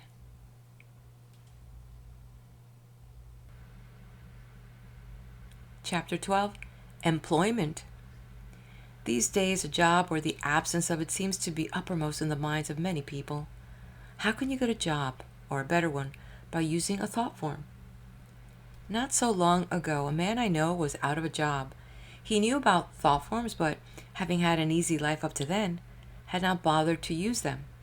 After several months of idleness, with his funds disappearing rapidly, he suddenly woke up to the fact that he was merely doing what everyone else was doing who was out of work, walking from place to place wherever he hoped there might be a job and advertising in the newspapers, and he was rapidly getting nowhere. He decided that he would come to life and use the power of thought forms. But how was the question. There was a certain office where he felt sure he could be useful. He had once worked there, could do certain things for that organization, and believed that he might, without loss to anyone, well be employed there. So he set up a picture of himself at work there, right in the office, and at a certain desk he knew was not then being used. He clearly outlined the kind of papers he would be working on. He visualized himself receiving a pay envelope. He built up many details of the picture and then impressed it hard and often on the universal mind. He got the job. Was that a successful thought form? Apparently so, for he got what he was after, but he failed in one important point and soon afterwards lost the job. What was the thing he did wrong, and which therefore brought him only temporary and mild success with that thought form? Do you see it? His mistake was in specifying the particular office he was to be employed at. He believed they needed him, and the power of his thought created a temporary condition that agreed with his idea. But basically, he was wrong. They did not need him, and his thought form could not permanently overcome that fact. What should he have done? Just what he did, except that he should not have specified the office. He should first have meditated fully on the manner in which his talents could well be used by somebody, not a specific person. He should have pictured himself in an office doing the kind of work he wanted as part of a chain of effort that was giving his community a real service of some kind and receiving a pay envelope. What is really the essence of employment? Is it not service? This is a much abused word these days, but it is an honorable one nevertheless. If you desire honestly and completely to be useful and impress that idea on the universal mind, the way will be found. The answer may be entirely different from what you expect, but when it comes, accept it wholeheartedly and put all of yourself into whatever it suggests. The story about the man, which I have just related, a true one, by the way, has a happy ending.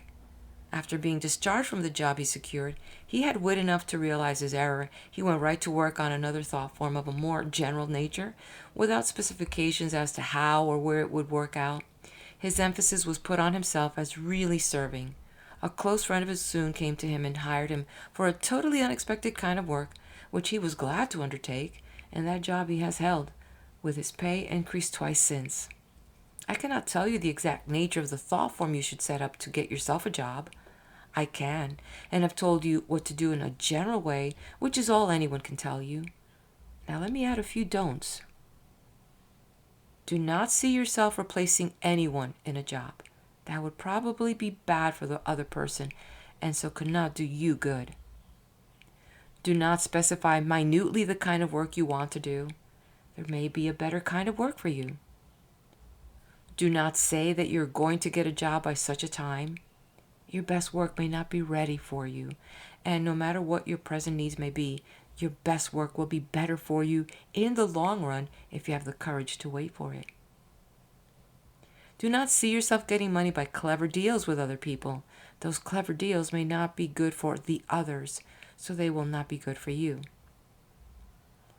Do not see yourself hoarding the results of your labors. There is plenty for all, even though few know it. There is certainly plenty for you. See yourself using the fruits of your labors constructively to help others, to serve the community, to build up the business you become a part of. These are a few of the principal errors to be avoided. There are others that you will find for yourself unless you stay close to the general rules laid down. And above all, remember that after you have made up your thought form correctly and consistently stamped it on the universal mind, you must act in full confidence that it has become a fact in the world of thought and will come true before your very eyes. Chapter 13, How to Concentrate. In the technique of forming mental pictures, I must emphasize the importance of concentration, a principle about which many people talk and write, but which few know how to put into actual practice. It is easy to form a mental picture. Everyone has done so and continues to do so to a greater or lesser extent. Daydreams are such pictures. Even the most unimaginative person forms pictures in his mind of the desires or longings closest to his heart. Ideas must express themselves, and in order to become full-fledged ideas, they must picturize themselves in one's consciousness. If you propose to build a house, you may be hazy about details, but you have some idea about how you expect it to look, and you try to convey your general mental picture to your architect, leaving the detailed drawings and specifications to him if you are wise. In forming thought forms, you are commending your ideas to that great architect of the universe. The more you retain your picture idea in your mind, seldom letting it out of your consciousness, even though you may be engaged in other matters, the stronger that picture becomes. It grows by its own nature, for growth is a cosmic law that applies to things on the mental plane as well as on the physical. We keep our mental picture or thought form in continuous, healthy growth by the process and faculty of concentration. An Eastern philosopher, Patanjali, defines concentration as the hindering of the modifications of the thinking principle. In plainer words, it means the prevention of thoughts that interfere with any important matter on which we have set our minds. It means devoting one's unhindered mental energies to the particular matter that stands out in importance above all other things in our life at any one time. Concentration means being of one mind for the period in which you are holding your thought form for impression upon the universal mind. There must be no confusion. You cannot develop your thought form and impress it upon the universal mind and at the same time allow side thoughts to flit across your mental vision. Development of concentration is natural to some, difficult for others, but any normal person can develop it by simple perseverance. If, at the start, your mind wanders, bring it back to focus again and again until your picture remains clear and unobscured. Again, if your mind persists in wandering, in spite of all your efforts, it shows that what you think. you desire does not take the precedence it should, and that it is not, for the moment, the all absorbing interest in your life. To be successful, it must be the all absorbing interest, to the exclusion of all else at that time. This does not mean that you must think of nothing else at any time. Go about your ordinary affairs, but with the knowledge that the thought form upon which you are working is very close beneath your surface consciousness and can be brought up to focus at any moment. Have an underlying consciousness of your supreme desire, and as many times as possible each day, bring it to focus and impress it again and again upon the universal mind. In concentrating upon your thought form, hold it steady, clear, and fixed. But there is another way in which you can help. Meditate upon it. Meditation is somewhat like concentration, but not the same. In concentration, the thought or picture is held fixed. In meditation, the general idea is held, but one allows the mind to revolve the idea in every direction, developing its possibilities and then adding such developments to the fixed idea. Meditate first to build up a fine thought form, then contemplate calmly and expectantly its working out. Now, notice carefully that it is not by concentration or meditation that you consciously create circumstances. It is only by impressing your thought forms on the subjective and visualizing them worked out that you bring them about. Concentration and meditation are needed to help you do the stamping. Your will holds the thought constant to its purpose, but the thought alone creates. Probably you have seen a steel die or copper plate from which stationery is engraved. The surface of the metal is hollowed out in the form of the monogram to be printed. As a die alone, it is practically worthless. Yet when the ink is put into it and transferred under pressure to the paper, the finished product is useful. Conceive of your thought form as the die. When the proper materials come to hand, the die or thought form impresses your life with events as determined by its own form. The common expression, the die is cast, takes on a greater significance in this connection. Sometimes concentration is taught by having the student fix his attention outwardly on some physical object, like a glass of water or a point within a circle. While this may be of value, resort to mechanical means is unnecessary, and the resulting phenomena are not in the long run as constructive as direct training of the mind, by the mind, in the mind. The sort of concentrative ability you need must be vigorous, active kind that will operate anywhere and under any conditions without an external stimulus. In seeking this, first relax. Close the eyes. Take a comfortable posture. In other words, remove external distractions, allow your mind to calm down, then develop the picture of your desire. Fill in as many details as you can without specifying how they shall come about. Gradually, like a photographic film developing, the picture will take on more and more meaning until it suddenly jumps into completion. Then fix it.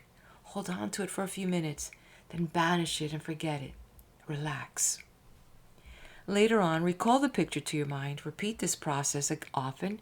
There is no such thing as too much concentration unless you do so much of it at any one time that you become overtired. Remember that the universal mind is constructive, yet because universal mind is impersonal, it has no choice but to follow the plan laid down in the charge, mission, or burden that is given by you. Therefore, it will work for you. And on returning your plan or thought form completed and in objective manifestation, it will involve you just as you want it to be involved. If therefore your thought form has in it any element of personal grievance or harm for another, it will come back to you and you will still be involved, which is just what you do not want. So make sure that your plans are right and worthy, for be it week, month, year, or centuries, the bread cast on the waters will return.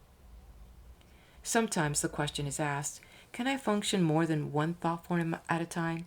The answer is that only one thought form can be impressed upon the universal mind at one stamping. But having with deep concentration impressed the universal mind with a fundamental thought form, there's nothing to prevent you from making other impresses upon the universal mind for other purposes. The real test is whether you can focus your objective mind on more than one purpose without weakening the varied purpose you have in mind.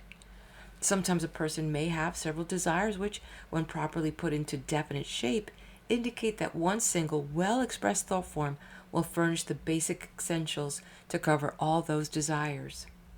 If it is desired to develop two thought forms and to impress them upon the universal mind, the individual must make sure that his mind is entirely clear of the one while he devotes it to the other. Otherwise, confusion in the craft will result. It is better to set one well defined thought form into activity and wait until it is firmly started on the way to externalization, and then later impress the second thought form as a distinct entity by itself. Take the first step slowly, ponder your objectives carefully, then work hard on one basic thought form before you clutter up your mental workshop with a lot of half built, weak structures. Chapter 14: Fear and Faith. Some people feel that they understand the law perfectly as soon as their attention has been directed to it. They begin to practice it, and as soon as they begin, they also begin to nullify it by their doubts. It seems so simple at first that they begin to question, how is it possible to secure what I need merely by closing my eyes and speaking to myself? That is one question that arises. I wonder if it is true, if it will work out for me just as I have been taught. Is another, and so on. When an individual begins to wonder or question a thought form's power in any way, he has only one thing to do, and that is to begin all over again, for he has sent out thoughts that have weakened or destroyed his brain children almost the moment they were born. These mental states of wonderment, hope, questioning, and similar conditions all evidence an inner fundamental doubt, and doubt is fatal to success in any phase of activity. Doubt is a mild form of expressing something stronger and more dangerous: fear of failure. Our doubts, as Shakespeare has it, are traitors and make us lose the good we oft might win by fearing to attempt. Maybe you are familiar with the following story, but in any event it is apropos. A traveler met the Black Plague on the way to Baghdad. "Where are you going?" asked the traveler. "To Baghdad to slay 5,000, said the plague. Later on the traveler met the plague returning and said to it, "You told me you were going to kill only 5,000, but I hear that 50,000 died." "I told you truly," said the plague. "I slew about 5,000. The other 45,000 were killed through fear." Closer to our own times is the case of the preacher in North Carolina who allowed himself to be bitten by a rattlesnake, which is ordinarily fatal unless immediately treated. He recovered. He would have no physician. He said, according to the New York Times, "Not for a moment have I lost my faith. I had faith in the Lord that he would take care of me."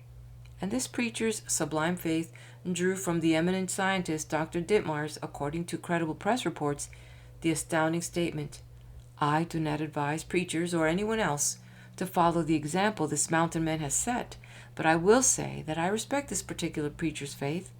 I believe his faith and his general health will pull him through. Faith and the state of mind, I believe, have a good deal to do with a man's physical condition, and this man's religion has buoyed him up mentally." Fear must be conquered before you can reasonably expect to attain real success in anything. And the conquest of fear may be one of the very best things you can ask first from the universal mind.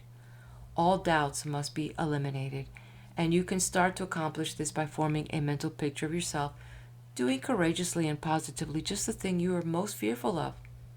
It will be a self-discipline that will stand you in good stead for the rest of your lifetime. Many failures in this world, where the individual is apparently gifted with every working tool that destiny can furnish him, arise from this deep inner fearfulness: fear of criticism, fear of ridicule, fear of competition, fear of superior power, education, place, financial status. All these produce an inferiority complex that breaks down many a useful man or woman. There is an old scriptural saying that no man liveth unto himself. That this is true will be seen on a moment's reflection.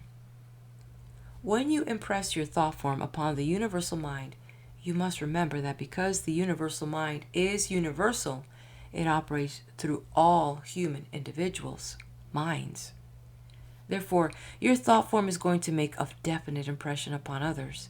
More than this, the fact that your thought form is going to be impressed upon other individual minds and that they are going to react to it according to their capacities for reception shows us that we do not live unto ourselves alone, but impress ourselves most potently upon others for good or ill. It behooves us to make sure that it is for good and not for ill.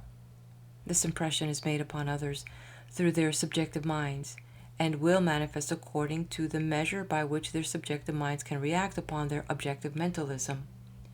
It shows the underlying unity that is the basic principle of the real concept of human brotherhood. So it is emphasized all through the subject of mental science that you must make your thought forms constructive. Note well, not that such are the only kind that will ever work, but that constructive thought forms are the only kind that will surely work to your ultimate advantage every time. And that is the only kind you're interested in. Do we by chance need any further proof that these principles are true? The testimony of many of our greatest souls agrees with us. Let us turn to the great book where we find, all things whatsoever you shall ask in prayer, believing you shall receive, from the book of Matthew, chapter 21, verse 22. The only stipulation is that the seeker must believe that he shall receive what he seeks. Whatsoever you shall ask in my name, that will I do. No, in my name. In other words, constructively. And again, if you shall ask anything in my name, I will do it. From the book of John, chapter 14, verse 13 and 14. Is it not notable that we are told to ask not once, but many times throughout the scriptures? The admonition of privilege is not an obscure text, but one that is reiterated through the Christian teaching. Prior to Christianity, Buddha emphasized the same principles.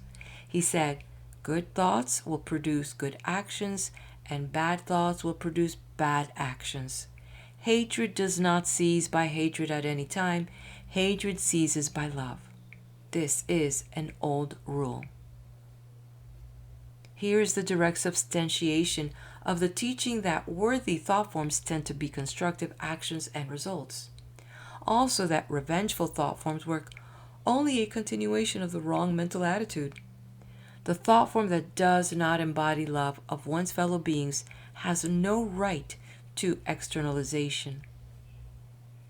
To knowledge of the wide difference in the application of the objective mind as applying to outer things and the subjective as applying to the inner is shown by Lao Tse, the Chinese philosopher.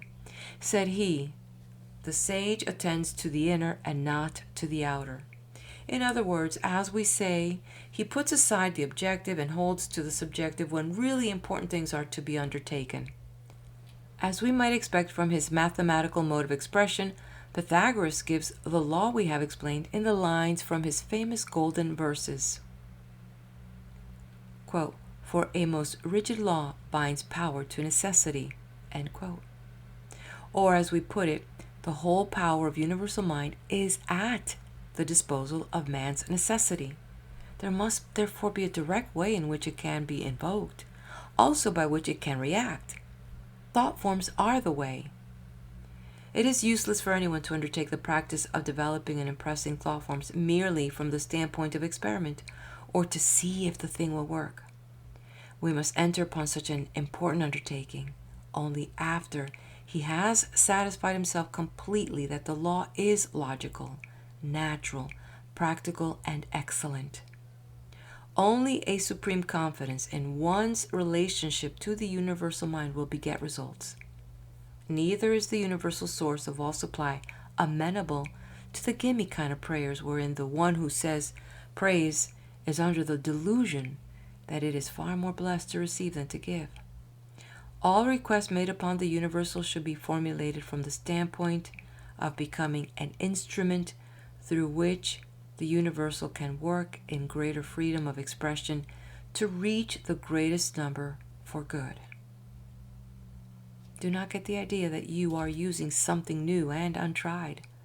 The law of supply, through impressing the universal mind with your particular needs has been known for ages, but the vast majority of mankind has lost sight of it in their haste to secure their ends through what they consider visible, tangible means, relying in false pride upon what they call their own ability. Well, our ability, so called, is simply the measure by which we utilize the vast power within us, whether we do so consciously or unconsciously. John Burroughs, whose life was an undoubted success and whose fine qualities made an immortal impress upon human consciousness, sums up the attitude required of the novice who seeks success through individual at-one-ment with the universal mind. He says, "Serene I fold my hands and wait, nor care for wind, nor tide, nor sea, rave no more against time or fate, for lo, my own shall come to me." In these beautiful lines we find no attempt at limitation. The universal is not urged to produce results at a given time or place. There is no worry, anxiety, or mental distress. Instead, in the next verse, we find his full acquiescence with whatsoever his environment imposes upon him. He says, "I stay my haste, I make delays, for what avails this eager pace? I stand amid the eternal ways, and what is mine shall know my face." And then, as though there were some deep inner diapason of victory, a sustaining sense of triumph over all earthly barriers, the poet sends out upon the ethers to a posterity that shall listen with reverence in years to come these inspired lines that attain to sheer grandeur. The stars come nightly to the sky, the tidal wave comes to the sea, nor time, nor space, nor deep, nor high can keep my own away from me.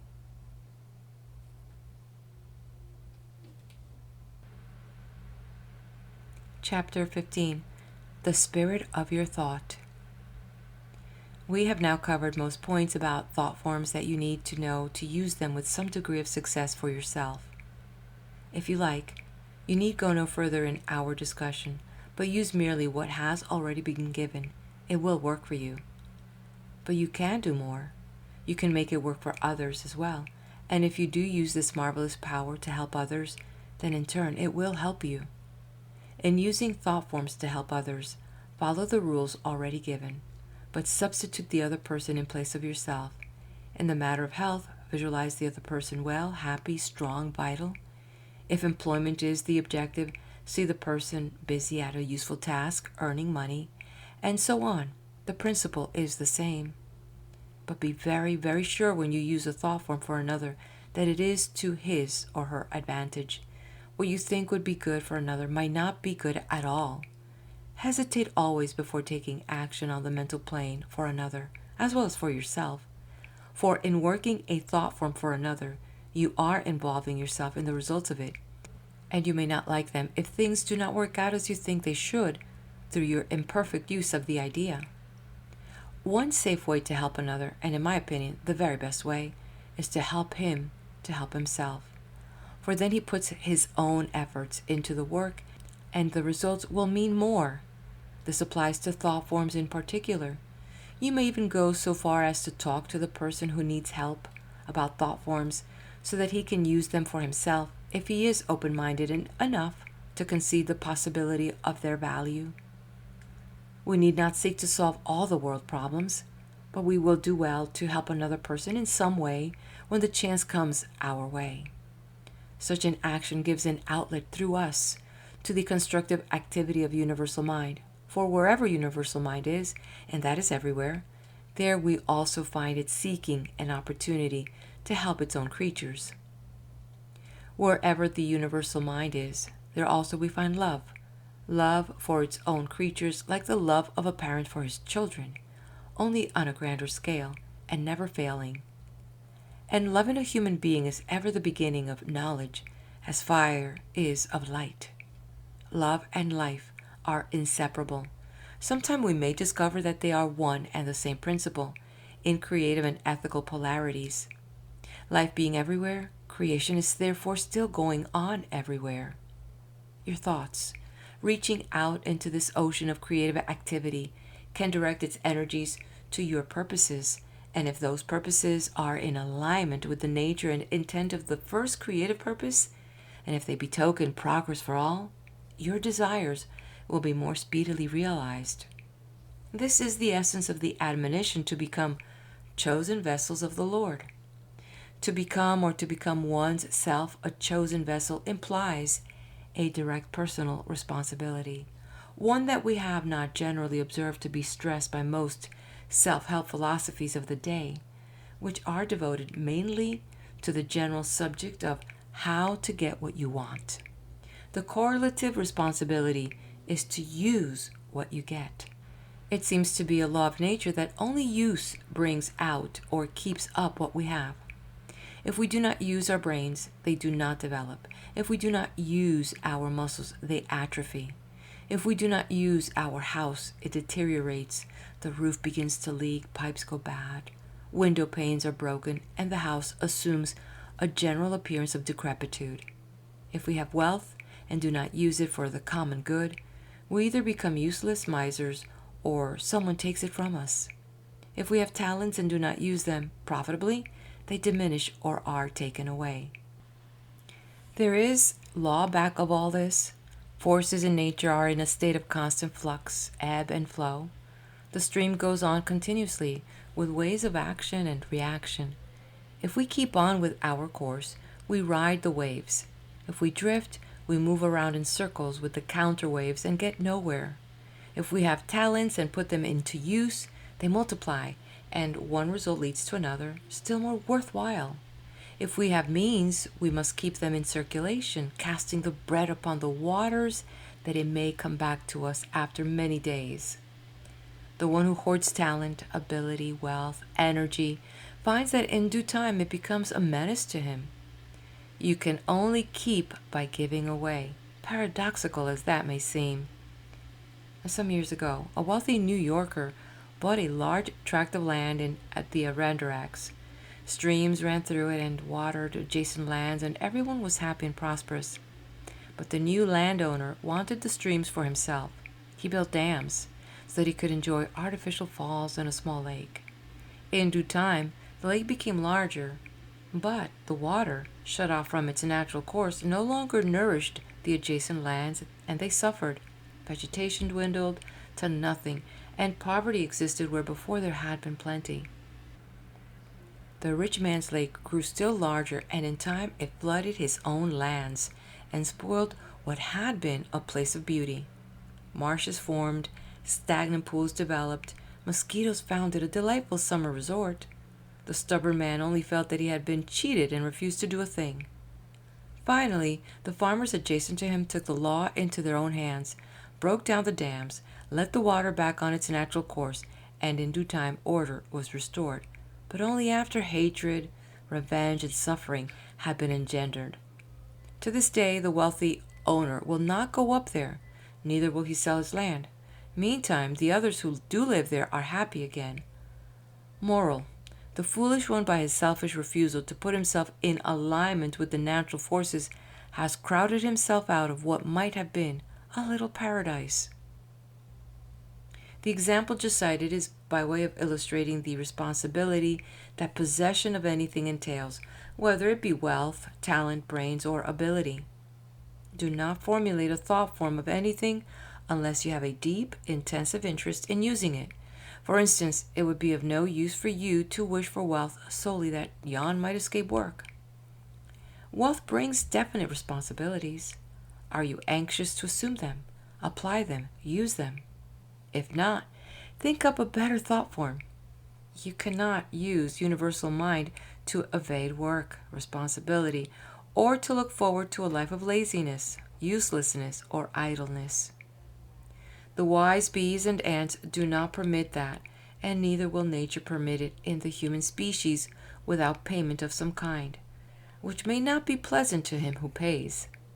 That we have some such idlers at the moment is merely the result of accumulated motion, wherein we have not yet learned how to distribute the profusion of wealth of many kinds that an over-generous nature so lavishly bestows. Truly, anything that is right, constructive, and worthy is within the reach of any intelligent human being, if that being will only set himself in alignment with the forces whose assistance he seeks. When you have formulated your thought form, by impressing it upon the universal mind, you create a mental prototype. It is actually accomplished. That is why you have received even before you see it in manifestation.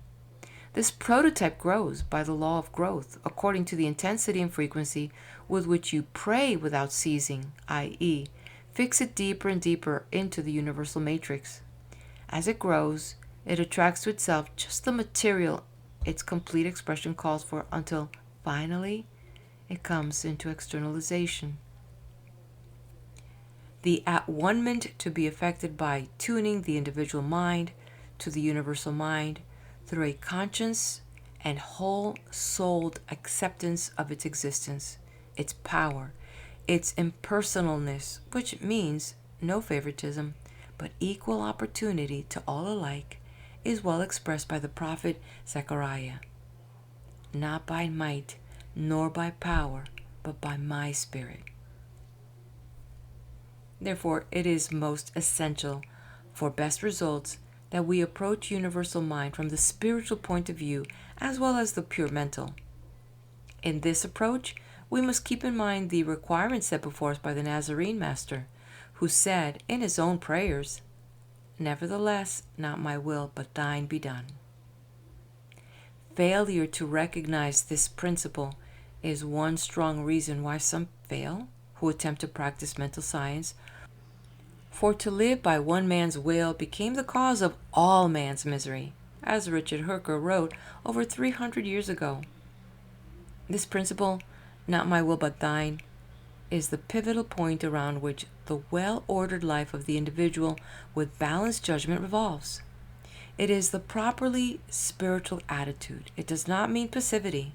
It does not mean sitting around waiting for a higher will to make itself manifest. It does mean going to work with all the power we possess and doing something, instead of lolling around and rationalizing our laziness with every kind of sophistry.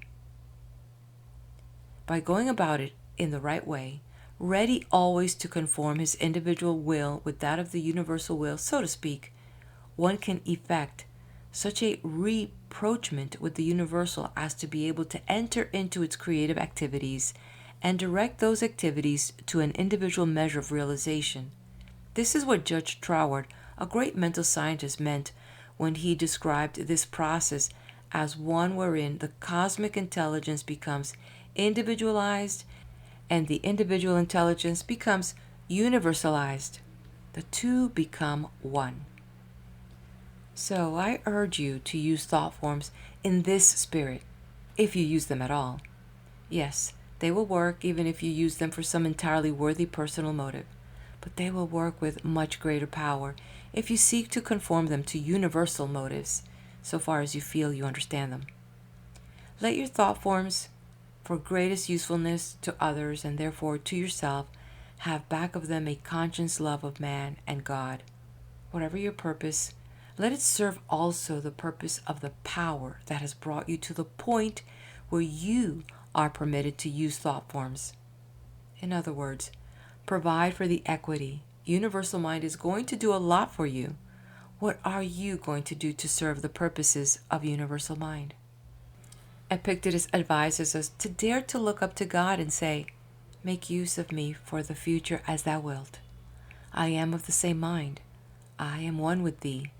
I refuse nothing which seems good to thee. Lead me whither thou wilt. Clothe me in whatever dress thou wilt."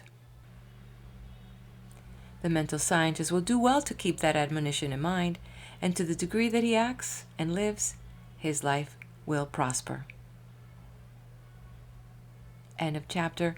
And also, this is the end of the reading, Consciously Creating Circumstances by George Winslow Plummer.